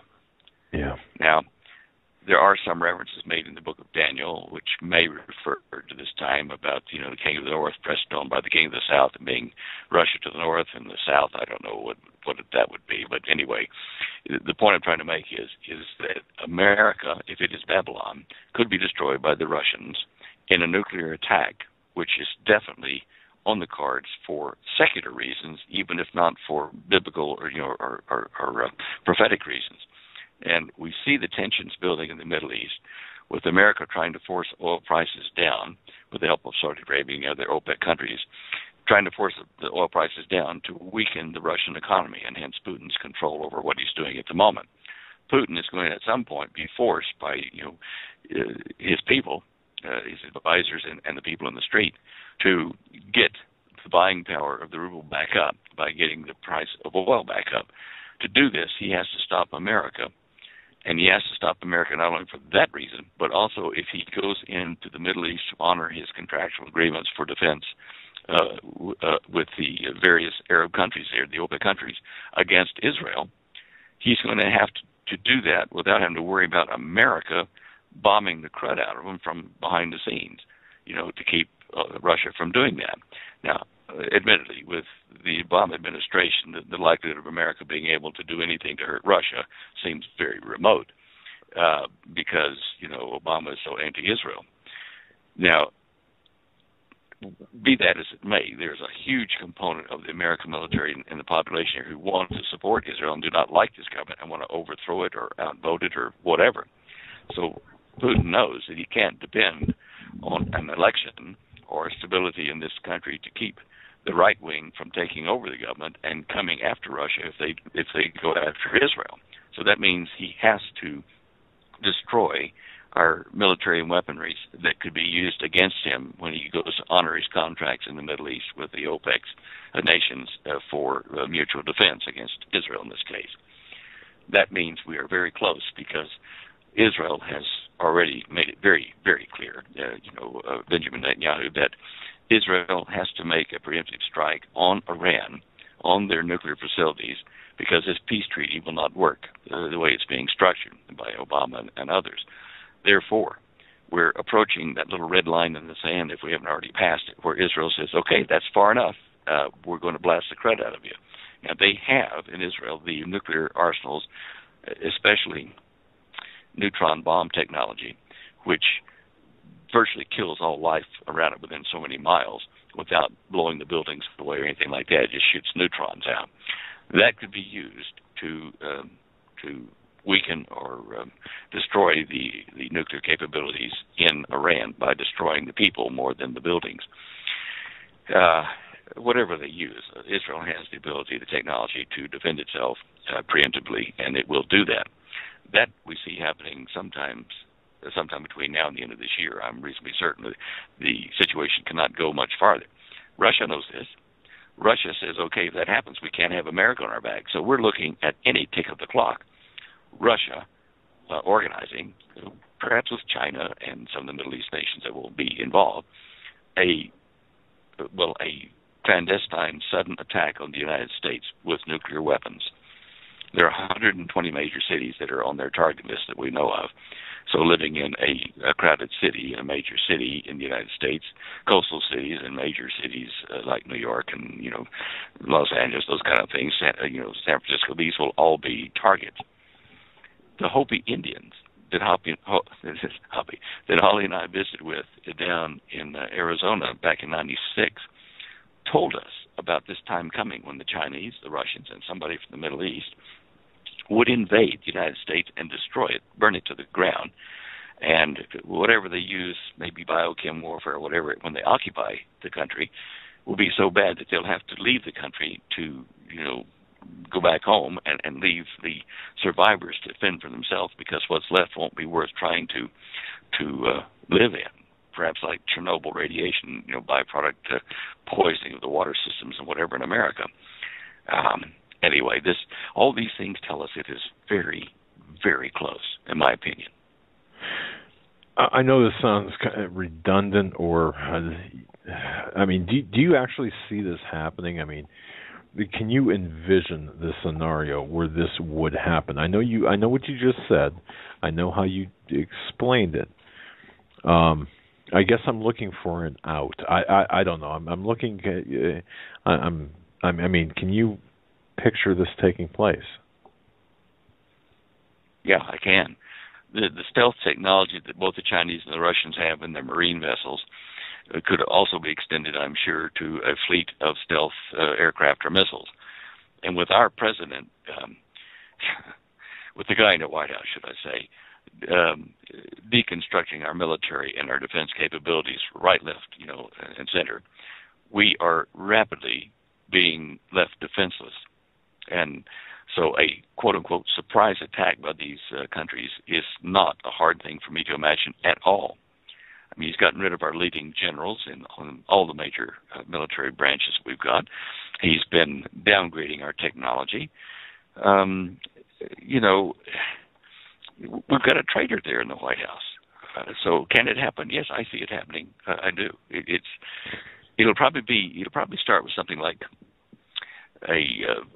an EMP blast at between 70 and 100 miles altitude over the United States, maybe slightly higher, but somewhere in that region, which will just destroy most of our civilian, non-hardened computers and electronics and everything. Once that happens, we will be in disarray. We are so susceptible to EMP damage in our society, our high-tech society, that we'll see anarchy break out almost immediately. Looting, gangs, tribes forming. Martial law won't be able to handle that, even if it is instituted. It's just going to be too widespread. Everybody looking out for his own family. Take what you can where you can, and the end justifies the means will be there. I am hoping and I'm believing that the rapture of the church will occur before that. And if all this is going to happen this year, one of the high priority time frames that I place for the rapture of the church is between now and May 23rd to the 25th at the end of Shavuot, sometime in this period.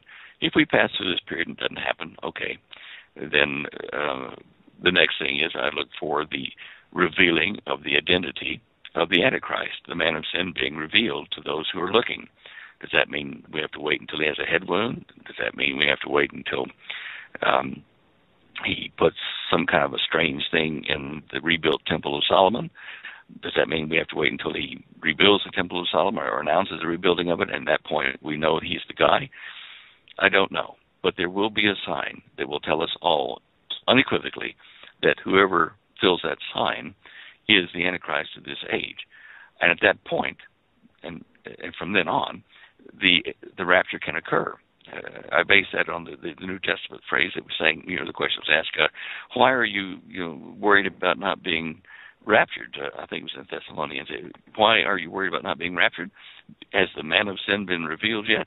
And it tells you right there, that's a marker. What reveals it? Is the signing of the peace treaty with Israel and the surrounding nations? Will America still be intact at that time? Don't know. They're just a lot of questions. Wow. My goodness. Yeah, I'm as you're talking, and I know that it's my normalcy bias. It's my attempt to have a death grip on this normalcy bias. Thinking about this and thinking, my goodness, an EMP or a nuclear attack of any kind, it would just be horrific. Absolutely. It would open the floodgates to a lot of other things that could happen and will happen eventually. Oh, man. And Stan, go ahead. Okay, go on. I was just going to ask you the Russia, this latest deal where Russia is giving Iran these missile systems. It was said today that Netanyahu was very upset and called Putin, and Putin was explaining to him that these were defense weapons. Do you have any information on these weapons? I think they're S-300. S-300s? Yeah. Well, no more than what you see in the press, but their range is certainly in excess of what is needed to deliver a nuclear device to Israel. In fact, a number of them. If the Russians are giving them that kind of technology, you got to wonder, since there have been Russian technicians helping them in their manufacture of fissile materials here in Iran, if Russia wanted to, they could give them complete nuclear weapons on those tipped S-300s and deliver them to Israel.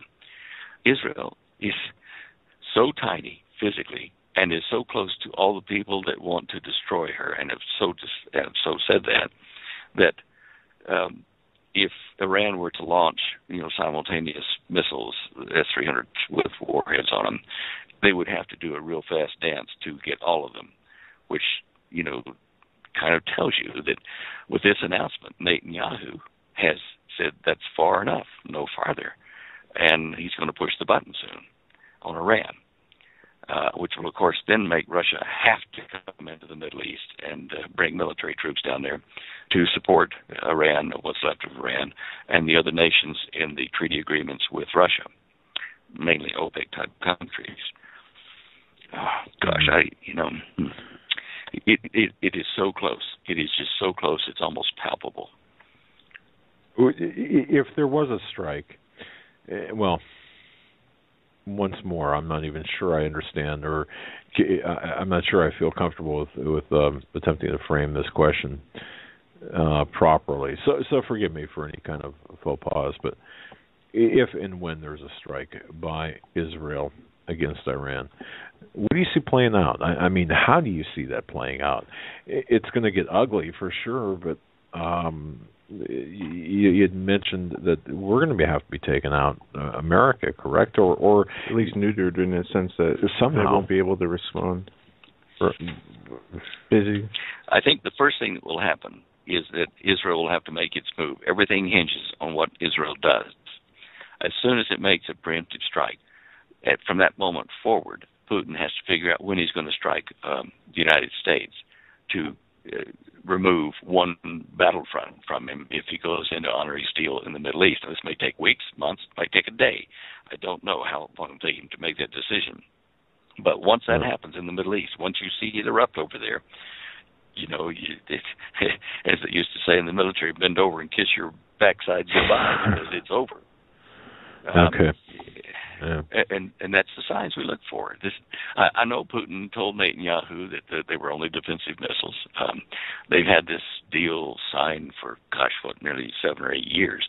But that's all that you know about publicly. And as we know, a lot of things happen quietly, like the Israelis built the Dimona nuclear facility as a clothing manufacturing building with the help of the French and kept it out of the American intelligence system for about 4 years before we even knew about it. So secrecy is necessary, loose lips sink ships type stuff. And so what the weapons capability of Iran is at the moment, Lord only knows. Lord only knows. That kind of brings me to the question I had, and I had this question to ask you before. The release of that 386-page document about Israel by the United States, it seemed a very maliciously timed, maliciously intended release of old documentation. I know we had touched on this before, but in the scheme of things, was this more of a shot across the bow kind of thing by the United States, or was this some sort of what was that all about? Now that you've had some time and we've had some time to kind of take a few steps back and look at everything that's gone on since then, that release of the document back in early February that we just found out, I think it was in February. Well, I think it was kind of a warning to Israel, a shot across the bow, as you say, by the administration here, to stop Israel from being the spark that starts World War III by attacking Iran.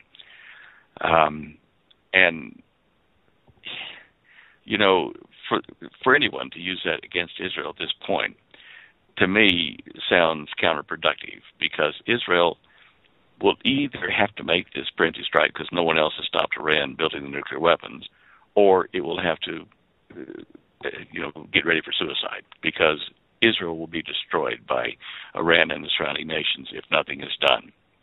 And for our administration to do this was just really tantamount to saying, goodbye, Israel. Right. You're doomed. And it just makes my teeth get on edge when I talk about this character in the White House and administration under him doing this. They've so penetrated our military and our government here that we have no hope of stopping them when so much of the country wants them to give it up and stop persecuting Israel and to remain stout and strong in the defense of Israel. And they're not doing that. It's not going to happen. And this is prophecy coming to fulfillment in our lifetime, and probably in the next few weeks or months, the beginning of it. Wow. Look, it's time for people to look. I'll tell you what, our sales of Holly's book have gone through the roof in the last 2 weeks. People have been buying large amounts of her book. Why? They want to figure out how they can survive in a post-EMP apocalyptic United States, or what's left of it. And they've been giving not only her book, but the CD-ROM on the prudent places in America to be before and after this happens. And, they're pulling out the stops now. We're not doing that. We're not doing any advertising or anything. People are just looking for solutions right now. They've waked up suddenly. And I'm telling you, that's what's happening. Wow. And that is good, Well, yeah, very good. Signs of the times. And it speaks to people being moved in a way that they feel something is going on and things are changing. Wow, though, man. Okay, but to hear you say, to hear Stan Deyo say that this is how close this is, to me, it should get everyone's attention, because we're not talking about someone that's shrill or not balanced. In fact, it's wow. Well, at that point, it's we talked about this in earlier shows, where relating it back to the beginning of the Civil War in the United States, where people in the North were making picnic baskets and coming out in their buggies to sit on a hill and watch the first battle of the Civil War as kind of entertainment to support their team in this little battle there. And it hadn't sunk in that this is going to be a big deal, and it's starting now. And we're seeing these signs in our world now, and in the United States particularly, where people are still having their picnics and their boating expeditions or whatever, holidays and and TV series, and right on their front doorstep it's about to happen. And we have got to realize This is about to drop out of the sky on us. It's about to happen. No time for sitting around. You better get your house in order right now. Yeah, I don't think we're going to be sitting out and having picnic lunches when this happens. I mean, I get the analogy or the, you know. Wow.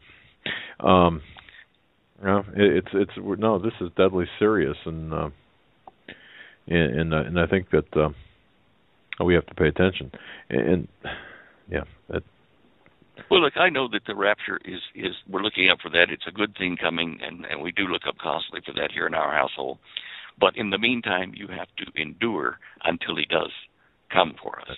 And that means you may have to endure a bit of the nasties that are about to happen. So you don't want to just sit there and say, oh, you know, Lord will take care of me, I'll prosper and whatever. You need to make preparations. You need to put oil in your lamps and get ready. Amen. Amen to that. It's certainly going to be interesting to see how things play out. We're going to be watching the Middle East very carefully. We're going to be watching what happens with Iran. And at the beginning of the show, this is what I was talking about, too, about Obama. I can't imagine. I mean, I certainly think, this is my view anyway, that what we're seeing now would have happened eventually. But I think Obama put this on the fast track, or those people who selected him and those people around him really fast-tracked this whole process. But having said that, you know, it really disturbs me that we did not have somebody in 2008 say, wait a minute, who is this guy? And you know, put a little bit more time really vetting this man, because it's not just about eligibility; it's about allegiance. And to me, everything he's done has been antithetical to the health and, well, the health of the United States and the safety and welfare of her countrymen. And I feel particularly sold out by this guy, as well as Congress, but in particular this man and everything else. I just can't. I mean, how can anyone? And I'm asking this. I mean, how can anyone justify what he's done to the military, what he's done to in all aspects of our life or of our lives? I mean, it's treasonous, it's seditious, and we've let him get away with it. You know, we have to remember, it's not just him. It's mainly the machine, the political machine, economic machine behind him. They are the ones that have had their puppet get up there and say what they want. He's out playing golf and then delivering speeches when necessary, or making decisions that they tell him to make when it's needed. So, you know, even if a lightning bolt were to drop out of the sky and disappear him, the infrastructure that has been set up in his administration would still be there. So, you know, short of an absolute revolution in this country, I don't see anything stopping that machine. It's just like a snowball rolling down the hill, and it's almost at the bottom. Right. Yeah, that's true. Good analogy. Wow, Stan. Anything? I can't believe we've actually spent an hour. My goodness, I was just listening with extreme intent on this. Just really working this out working this out mentally.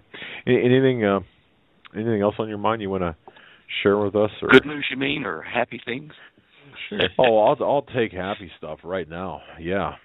Well, I've been walking out in our orchard here the last few days, watching the trees bud. I've got a plum tree that's full of blossoms that smell really nice, and peach trees and apple trees putting out leaves, the peach and the cherry, the pear trees.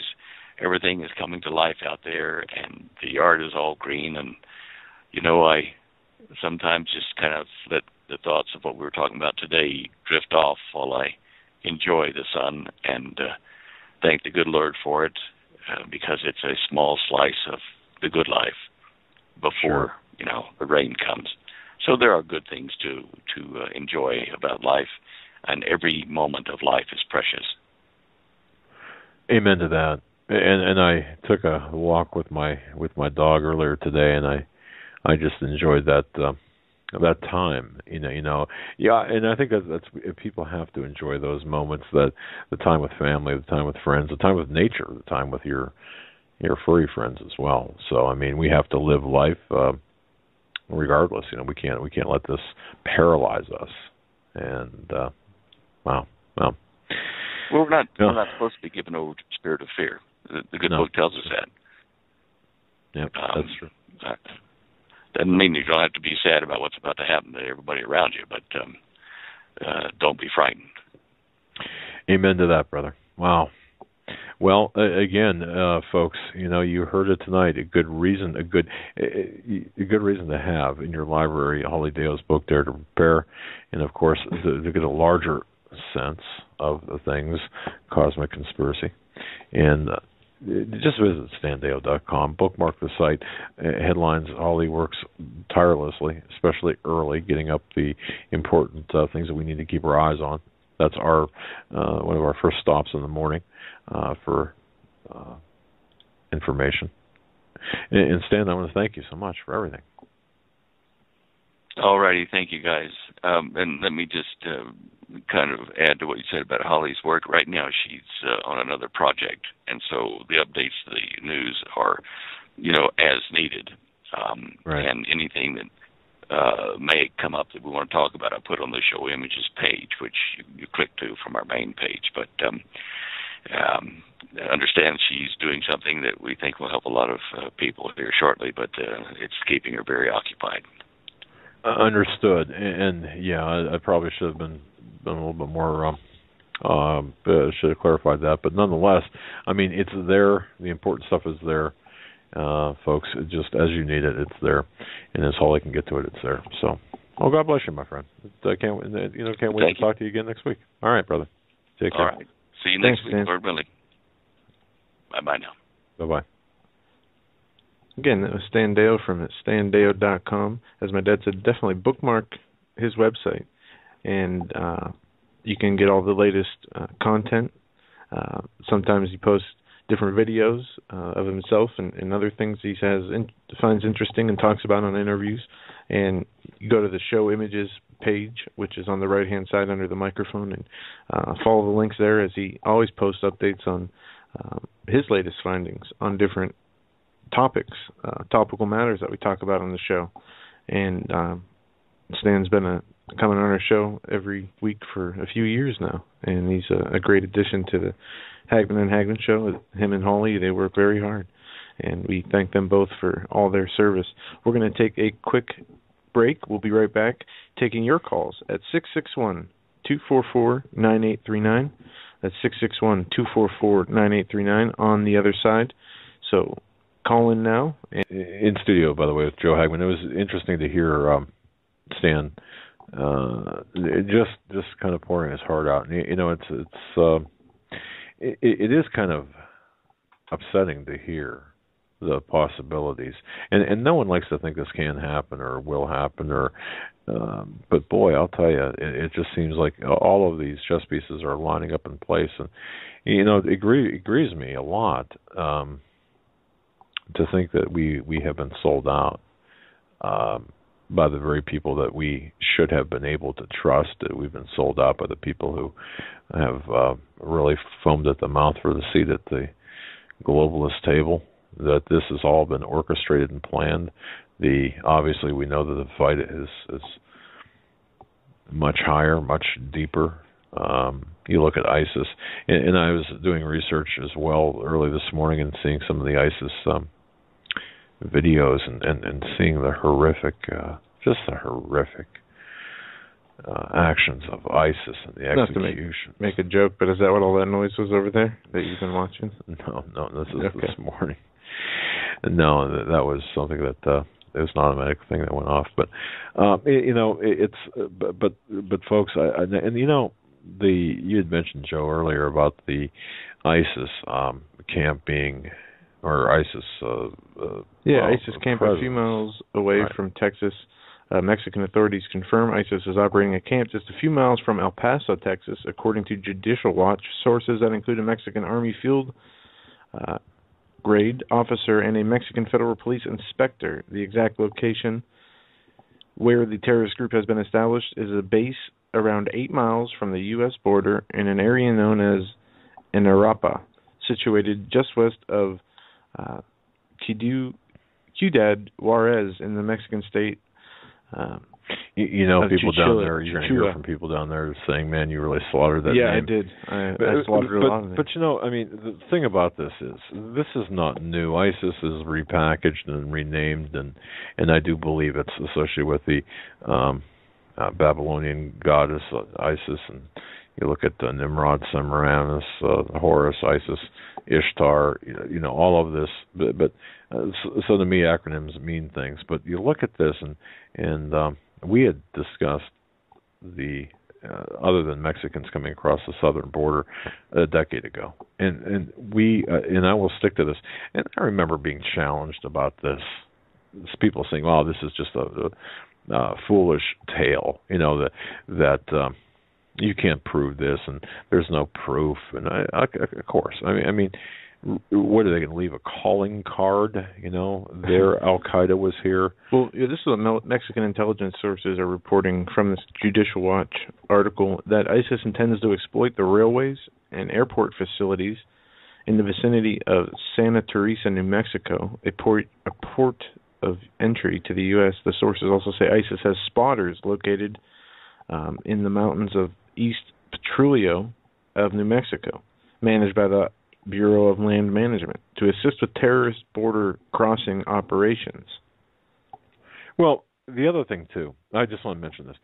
You might have seen on The Blaze or elsewhere, Representative Louis Gohmert really giving it to, well, not really, I shouldn't say that, questioning ICE Director Sarah Saldana today. I think it was maybe, was it last week or earlier today, maybe, I'm not sure.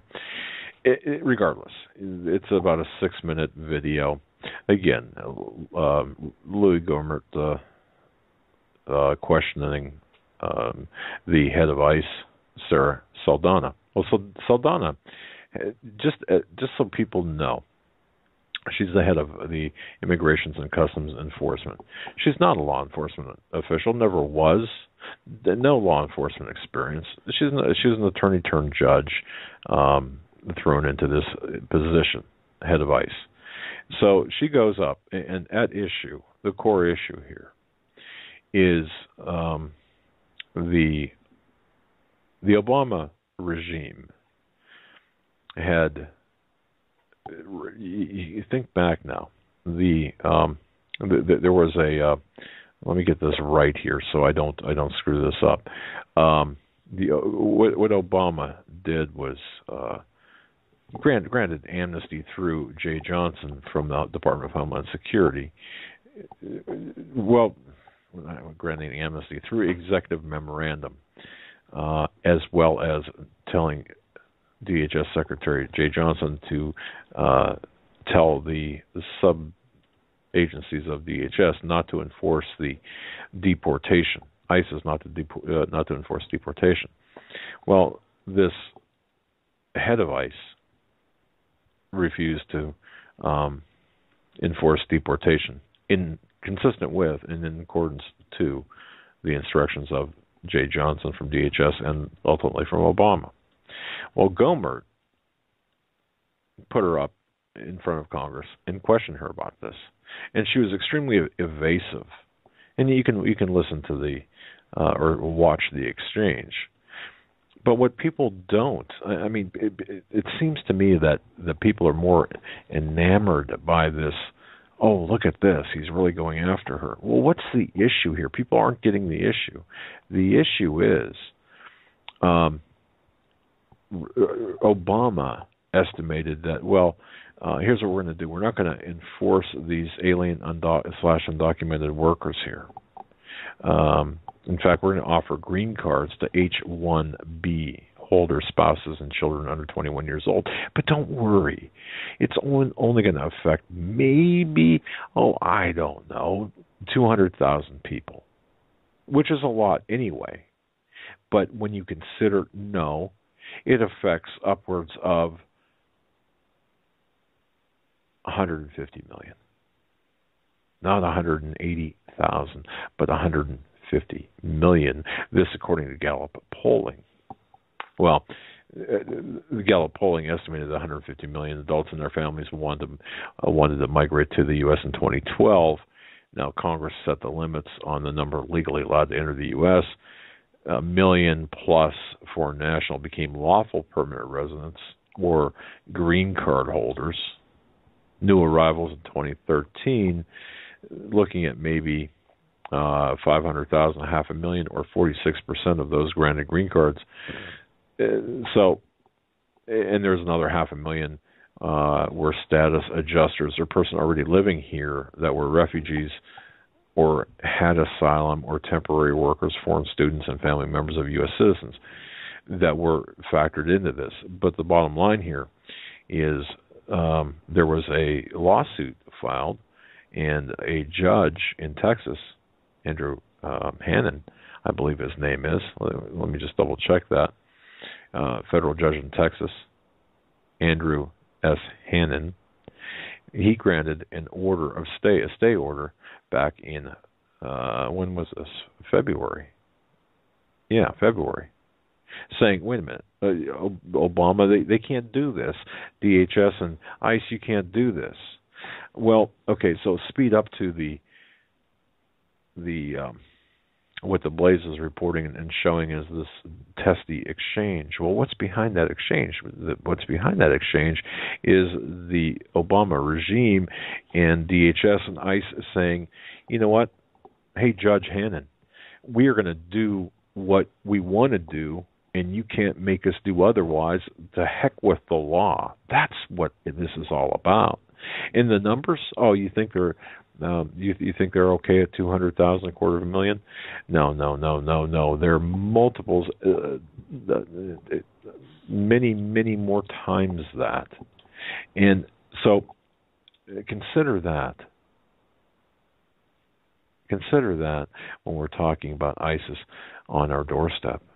How many of Muslim terrorists, true Muslim terrorists, or Russian spies, or Chinese, it doesn't matter, how many people with the intent to take down our country have been allowed in by this as well as other previous administrations, this regime and other regimes, we'll say. And Congresses do nothing about it except pay lip service. So do you think that it's possible that somebody from within could, in fact, take us out or do damage to us? Of course. That's what this is all about. And you know, it's obviously overloading the system, Cloward Piven playbook, but also the more nefarious stuff as well. And we're inviting this in. So there's not enough sedition warrants to go around, as far as I'm concerned, in all of Washington, D.C., and many of the federal judicial court systems. So there you go. Absolutely. Let's go to the phones. We're going to go to area code 253 first. I believe this is Jack out in... How many people with... Of course, we got the delay. Been allowed and let's see if we can get Jack on the other end of this call. Yeah, let's go ahead and put him, just mute him. If I do that, it'll... Oh. All right, I know what you're saying. I can do that. I just want to have the timing right, because I can't hear where the echo is coming in, or how long it is. That is a delayed echo, I'll tell you that, though. All right, let's try now. Of course. That's what this is all about. I hope you're on the other end of this call, Jack. Well, I'll tell you what. We're going to come back to you. All right, we'll come back, Jack. We'll go to 773 now. 773? You're live on the Hagmann Hagmann Report. Hey, Doug, Joe. How you guys doing this evening? Good. Fantastic. How are you? Pretty good. You guys hear me all right? I'm working. Yeah. All right. I'm just calling to let you guys know about the cheaper gas prices. Looks like the second shoe's dropping on those. I work in manufacturing for heavy excavators, and without everything going on in the Dakotas and stuff like that in Canada, we've been cut back to, like 36 hours a week type stuff. So not only are those guys getting laid off, but we're having our hours cut, losing money, and everything else. So I paying under $3 a gallon because, can't afford to pay anymore. Wow. So what you're saying here, you're feeling the effects of, well, there's an economic downturn, and you're right in the crosshairs of this, and they're cutting you down to part-time. And it's directly related to, like I said, the like you were talking about last night, lift costs. Yeah. It's just for the price per barrel, it's too expensive for them to dig up the sand to get the oil out, so they're not buying equipment. We're not making the parts. We're not working. So it goes full circle. Man. So how do you see this playing out then in your industry and your work? How do you see all this playing out? Well, until the price per barrel comes back up, they're not going to order. We make pins for companies like Komatsu and stuff like that. So, business has been booming for us the last few years with everything going on in Canada and out in the Dakotas and stuff like that. But, not looking good. They, suspect they don't have to lay anybody off, but, summertime's coming. Usually we're working, 5 12-hour days, and now we're doing, 4 8s and, maybe a couple hours on a Friday if you can get it. Oh, man. Wow. So, okay. And then, you got to pay for that Obamacare and everything else, so your paycheck, just gets less and less every week. Yeah, I'm wondering how many people are enjoying the $95 or more, the minimum $95 penalty for not having health care this year. I wonder if the illegals are paying that too. Probably not. They just go get it for free. So, exactly. Why should they pay for anything? So, they have no problem calling 911 because that's free. But anything else, tax-wise or anything else like that, forget it. So. I hear you. All right, brother. Well, look, you hang in there and keep the faith, and we have to keep praying and uplifting one another, and we got you in prayer, buddy. I mean, that's the best we can do at this point. All right, well, it is what it is. I'm still happy to at least be getting the hours that I'm getting, and I'm not, not getting a pink slip and waiting in the unemployment line. That's true. And we in everything considered, we have a lot to be thankful for. We really do. Even in the worst of days, we have a lot to be thankful for, and I think we have to put everything in perspective. That said, we also have a lot of room to go forward. So, well, thanks for your call, brother. No problem. Thanks for taking it. Have a good evening, guys. See you later. You too. Good night. All right, let's go to area code 808. 808. We're coming to you now. You're live on the Hagmann Hagmann. Yeah, he got that backwards. We're actually going to 808. Okay, I'm sorry. Just go ahead. Can you hear me? Yeah, we can. We can. Okay, yeah, it's a quiet guy here. I'm in the middle of work, so this is a quickie, but I just wanted to make the point that I can't imagine you guys don't know. I can't imagine anybody doesn't know about. Iran has had nukes since 2001, at least maybe 1999. Yeah, that's pretty verifiable. CuttingEdge.org is a real good resource. They have all the proof in the videos I saw years ago. A Russian general, talking about the Russian had nukes a long time ago. Correct. And A.J. Venture, I think, an author, I'm trying to remember what the name of his book is, points that out as well about the nuclear-armed Iran. Yeah, I mean, if I know about it, I mean, how can Netanyahu and Bozo not know about it? It's just a dog and pony show. Obviously, because like I said, how can they not know? I mean, if I know, But anyway, it's, you guys are a perfect venue to spread the word. And like I said, cuttingedge.org is a great resource for all the proof on that. Familiar with that website as well. Well, very good. Be safe at work, and we appreciate the call. Hey, right on. Aloha. God bless you guys. Aloha. God bless you too. Have a great night. Thanks for the call. I would say he was west of the Mississippi on that one, right? Absolutely.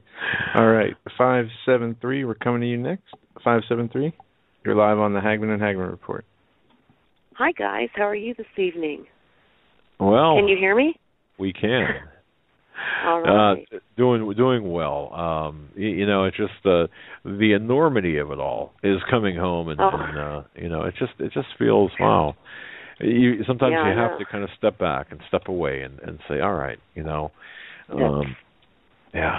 is in control, right? Yes, He is of us. Not all these demons running around, though. I guess it is a nightmare, and you all are right. As bad as Obama is, Hillary Clinton would be much worse, and that scares me. Because I've met her. I met her, and I met Bill in Hannibal, Missouri, during the early 90s, during the Clinton-Gore campaign. And I'm very ashamed to admit this, but I was the county coordinator here for the Clinton-Gore campaign. And if I could take anything back during my lifetime, that would probably be it. I swear to you, I thought her eyes turned red when I met her. She puts off a very, very dark vibe. Wow. But that's not exactly why I'm calling. The reason I'm calling is, as bad as things are here on Earth, we need to be looking up, and that's for sure. I'm not sure how many of your listeners are aware of the secret space program and what's going on up there. There is a gentleman, his name is Captain Randy Kramer. That's right. Kramer with a C. Do you know who I'm talking about? I do, yep. Okay. What I'd be interested in knowing is if you guys think this guy is for real, or is this just more disinformation, or it would make sense to where all these trillions of dollars are getting funneled into that black hole. But I would be interested in just what you...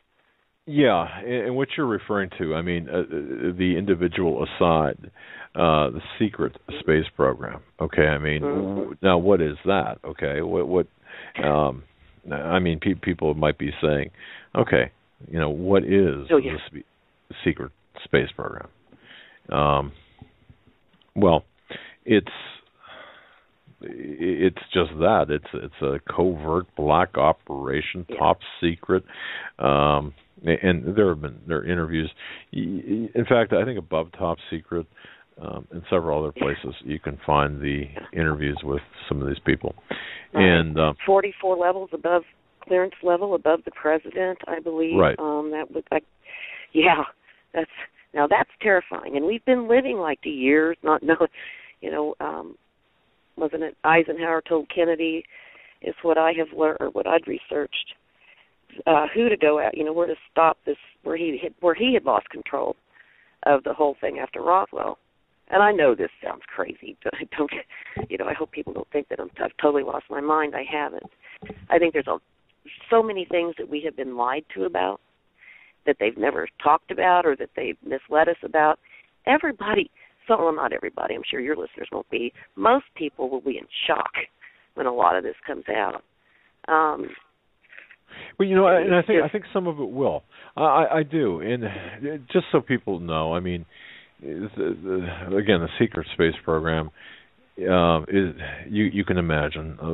For example, we've been to the moon, we've been to Mars, we've been to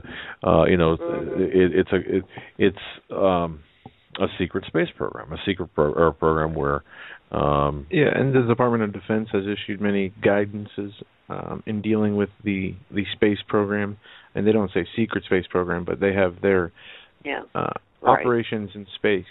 And then the other side, or the way on the far end of this, and this is where it gets kind of, to me, it looks. I can accept the fact that we've got this covert operation, but when you start getting into this, you have now there are reptilians involved, and you've got, and I'm not making fun of anybody, okay? No. Because Lord knows I don't know. I mean, at this point, if somebody said, hey, we've got a cage full of reptilians, and in Fort Knox, guarding the gold,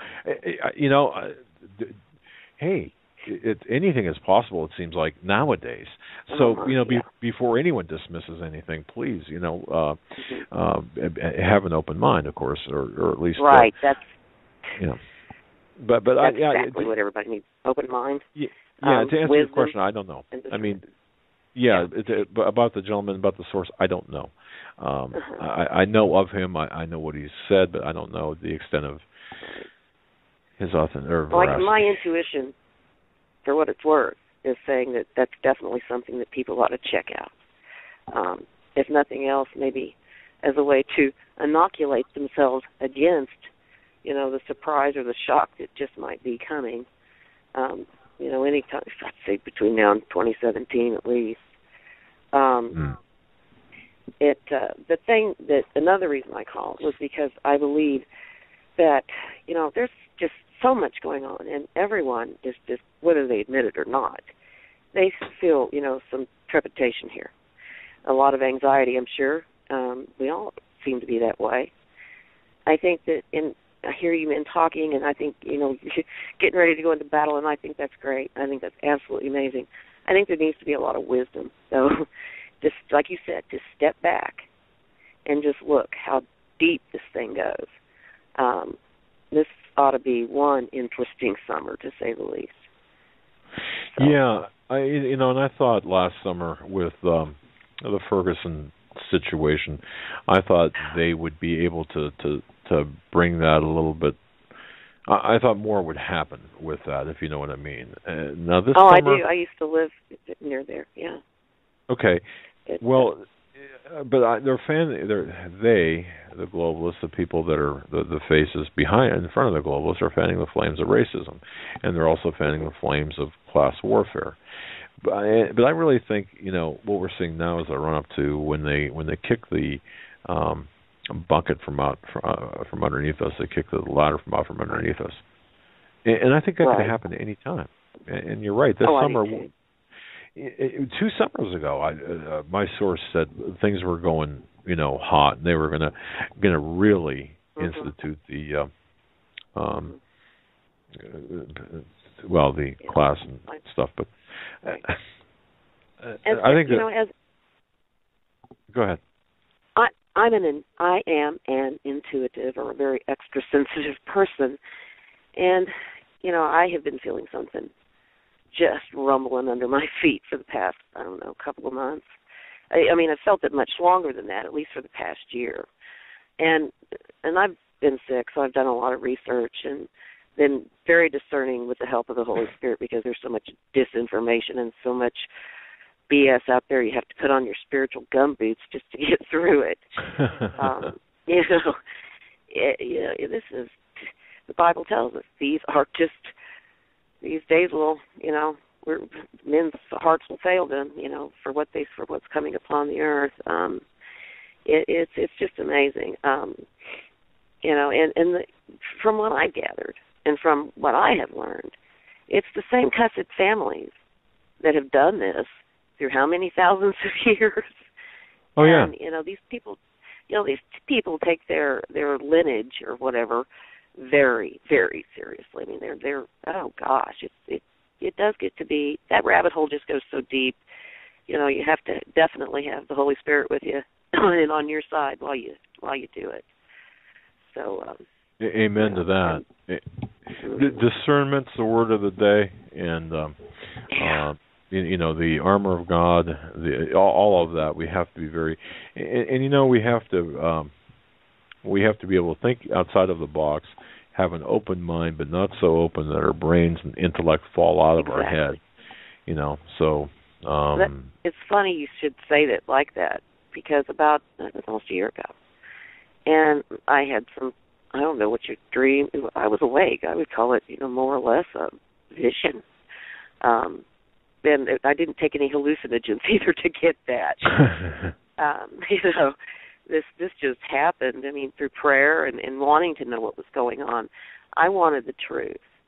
And the night that Steve Quayle and Pastor Langford did the anointing on your program, I had been, questioning a lot of things, and probably the hardest thing I have ever had to do in my life, and that includes burying my child, was to walk away from the Catholic Church.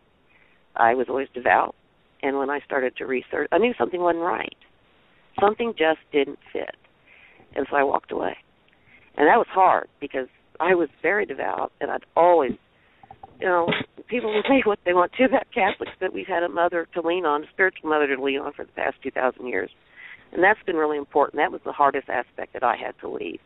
And then I realized that I didn't have to do that.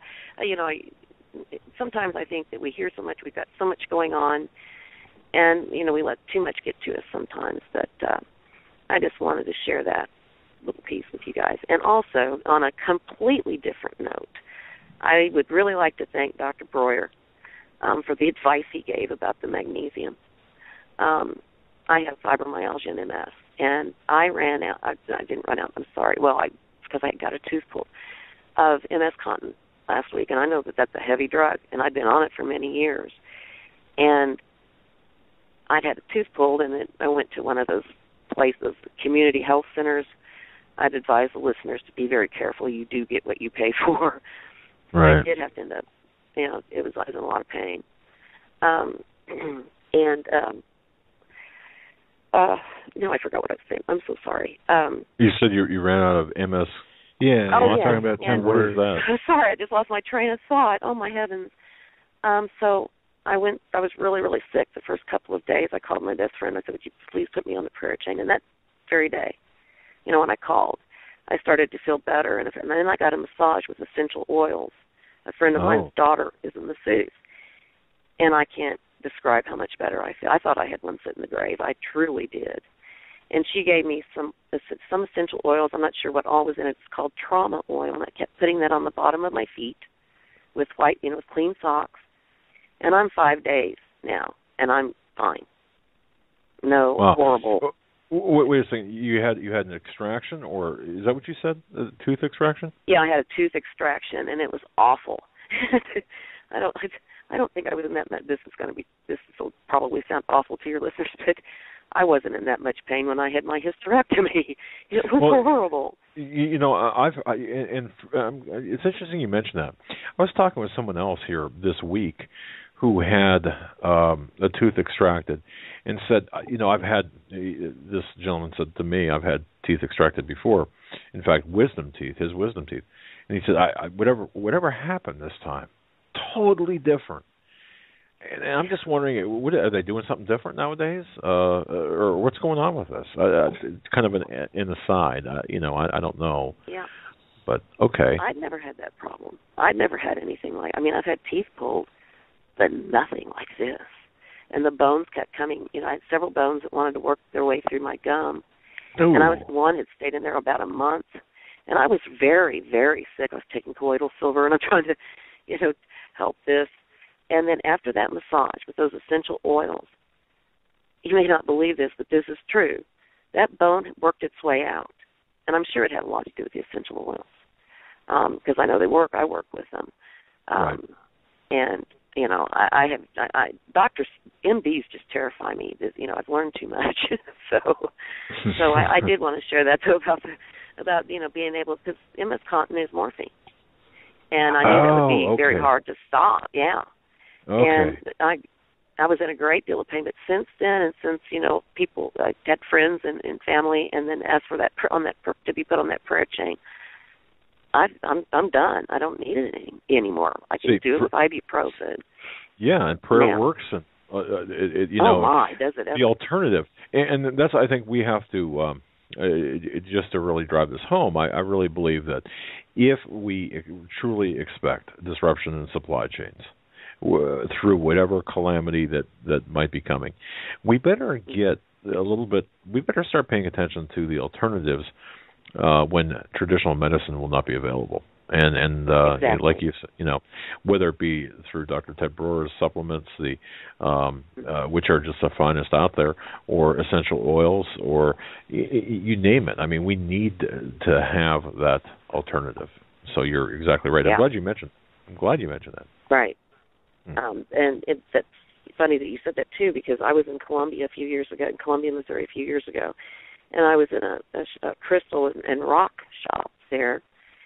And I heard the owner telling this kid was probably a college student, probably from Mizzou.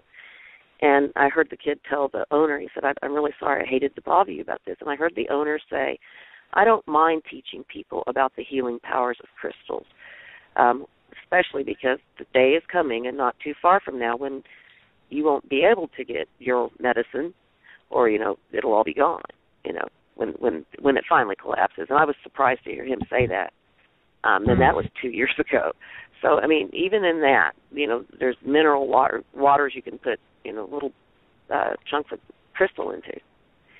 Different crystals have different healing properties. It's pretty neat. It's a neat thing to look into. You're right. And I always get people who will say, and I don't know about crystals. The only thing I will say is, we're not into the New Age things. Although no. I don't suspect that's what you're talking about. So. No, okay. No, not at all.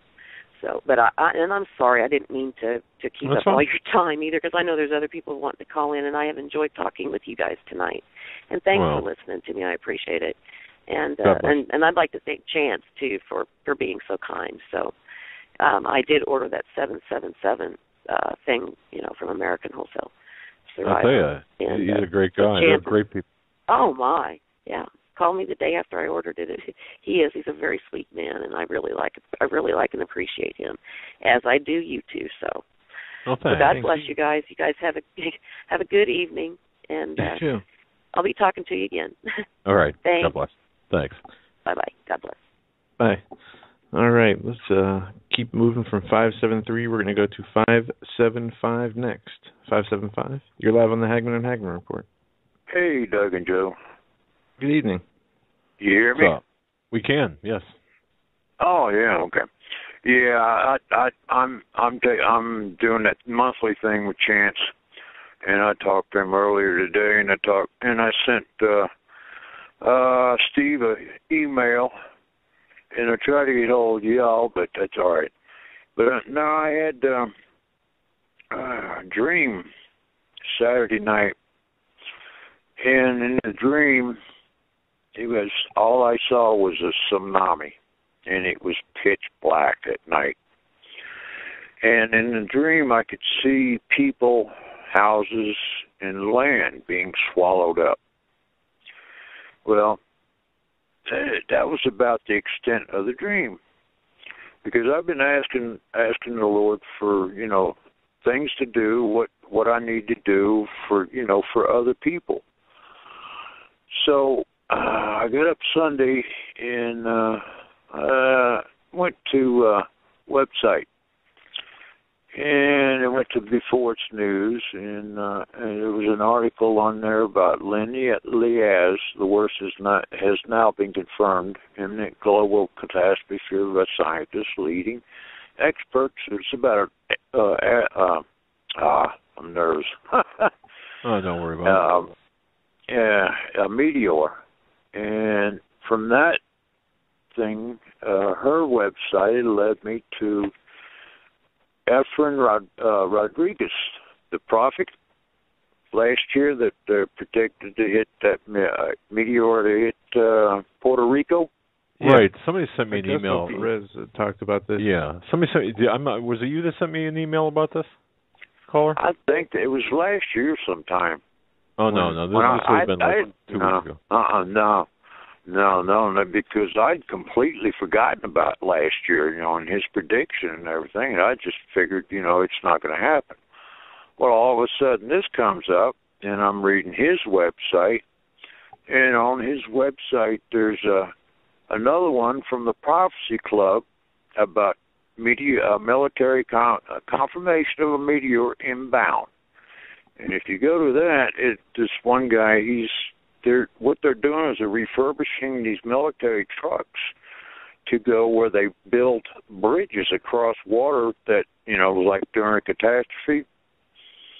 And they've been sending them down to Puerto Rico. And they filled an order down there, and the rest of the trucks were being kept here. And I just read that, and then I went to Steve Quayle's site, and this is real disturbing. because it feeds right into it. Aside from being a former Navy SEAL, I've also spent many years as an analyst, not only for the U.S. government, but also other countries. In doing this, my position allows me to work the best, brightest in their fields, and most of them PhDs. Have you read that? It's today's. Yeah. Early, yes. Yeah. All right, and it says in there, and near the bottom, it says, I need to mention the chemtrails because I believe they are playing a bigger part in all this than most think. It seems the weather modification theory is a sidebar. Economic benefit. Watching the patterns and spraying time frames, it appears to me more likely reason for the spraying to cover up something, possibly a visual barrier so we cannot see something or activity. I do not believe that after whatever occurs happens, certain nations will take advantage of this destruction militarily, as well as the implementation of the one world order player's agenda. And I was reading that, and it says, in appearance, there's some aspects related to current events that are relevant to agendas and to the supernatural realm. And in closing, he says, I just thought I'd share my thoughts with you as I respect your views and thought processes. Please tell me your thoughts, and if you share my understanding of the big picture. 10,000 feet view of what is about to take place. There's an asteroid that's going to hit, and I think it's pretty soon. And I think what I think is a lot of this Jade Helm is, I think people are off on that. I think what Jade Helm is right now is, this is my opinion, is they know this is going to happen soon, and they're getting ready for it. So they're repositioning of troops and assets as needed for a disaster drill. And why in those 9 states though? If the Rodriguez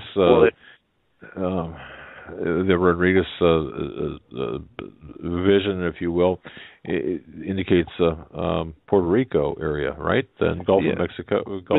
Today there's an article out of Reuters about the Fed, wary of natural disaster. New York Fed bulks up in Chicago.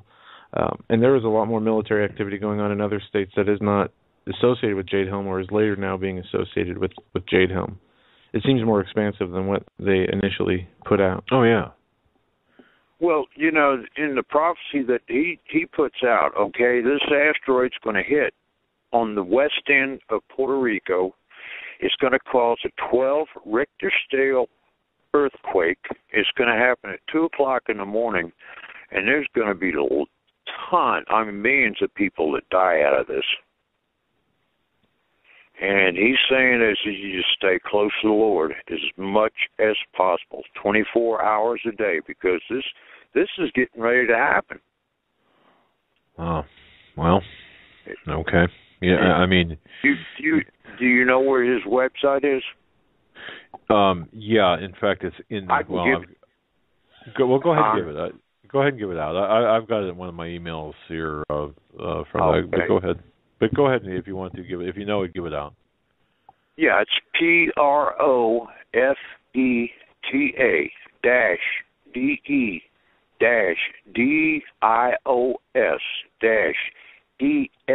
PROFEDEFRAIN.com, and that website has a lot to say. Okay, all right. I'd highly suggest you go onto it. But listen, we're getting short on time. We are. And I love you guys, and I'll try to spread the word around. God bless you, my friend. Thank you so much. God bless you. Have a great night. Wow, Joe, this program went fast tonight. Yeah, it did. You know, folks, look, whatever's going to happen, I mean, whatever's happening, we can all feel it. Something is not right. Things are not right. We do have to stay close to God. Speaking of staying close to God, tomorrow, Paul McGuire I can't wait for tomorrow's program. I mean, today's program was great. Monday's program was great. Paul McGuire tomorrow's going to be great, too. Yes, it is. His new book, Mass Awakening, is out. Man, you know, it's a fantastic book. Yeah, what a great book and what a great man. I look up to Paul. I have a lot of respect for him, and he's got a new YouTube video out. Apparently, I didn't watch it yet. Oh, I didn't see that. Something to check out. PaulMcGuire.us is the website. All right. Well, until tomorrow, I just want to say from the bottom of my heart, I want to thank each and every one of you for staying with us, for holding with us, and for being part of our extended family. And you know what? We're going to be right beside you, right with you, all the time. Absolutely. We're going to sign off now until tomorrow. Right. Stay safe and God bless everybody. And we'll be back with Paul McGuire tomorrow night. Good night.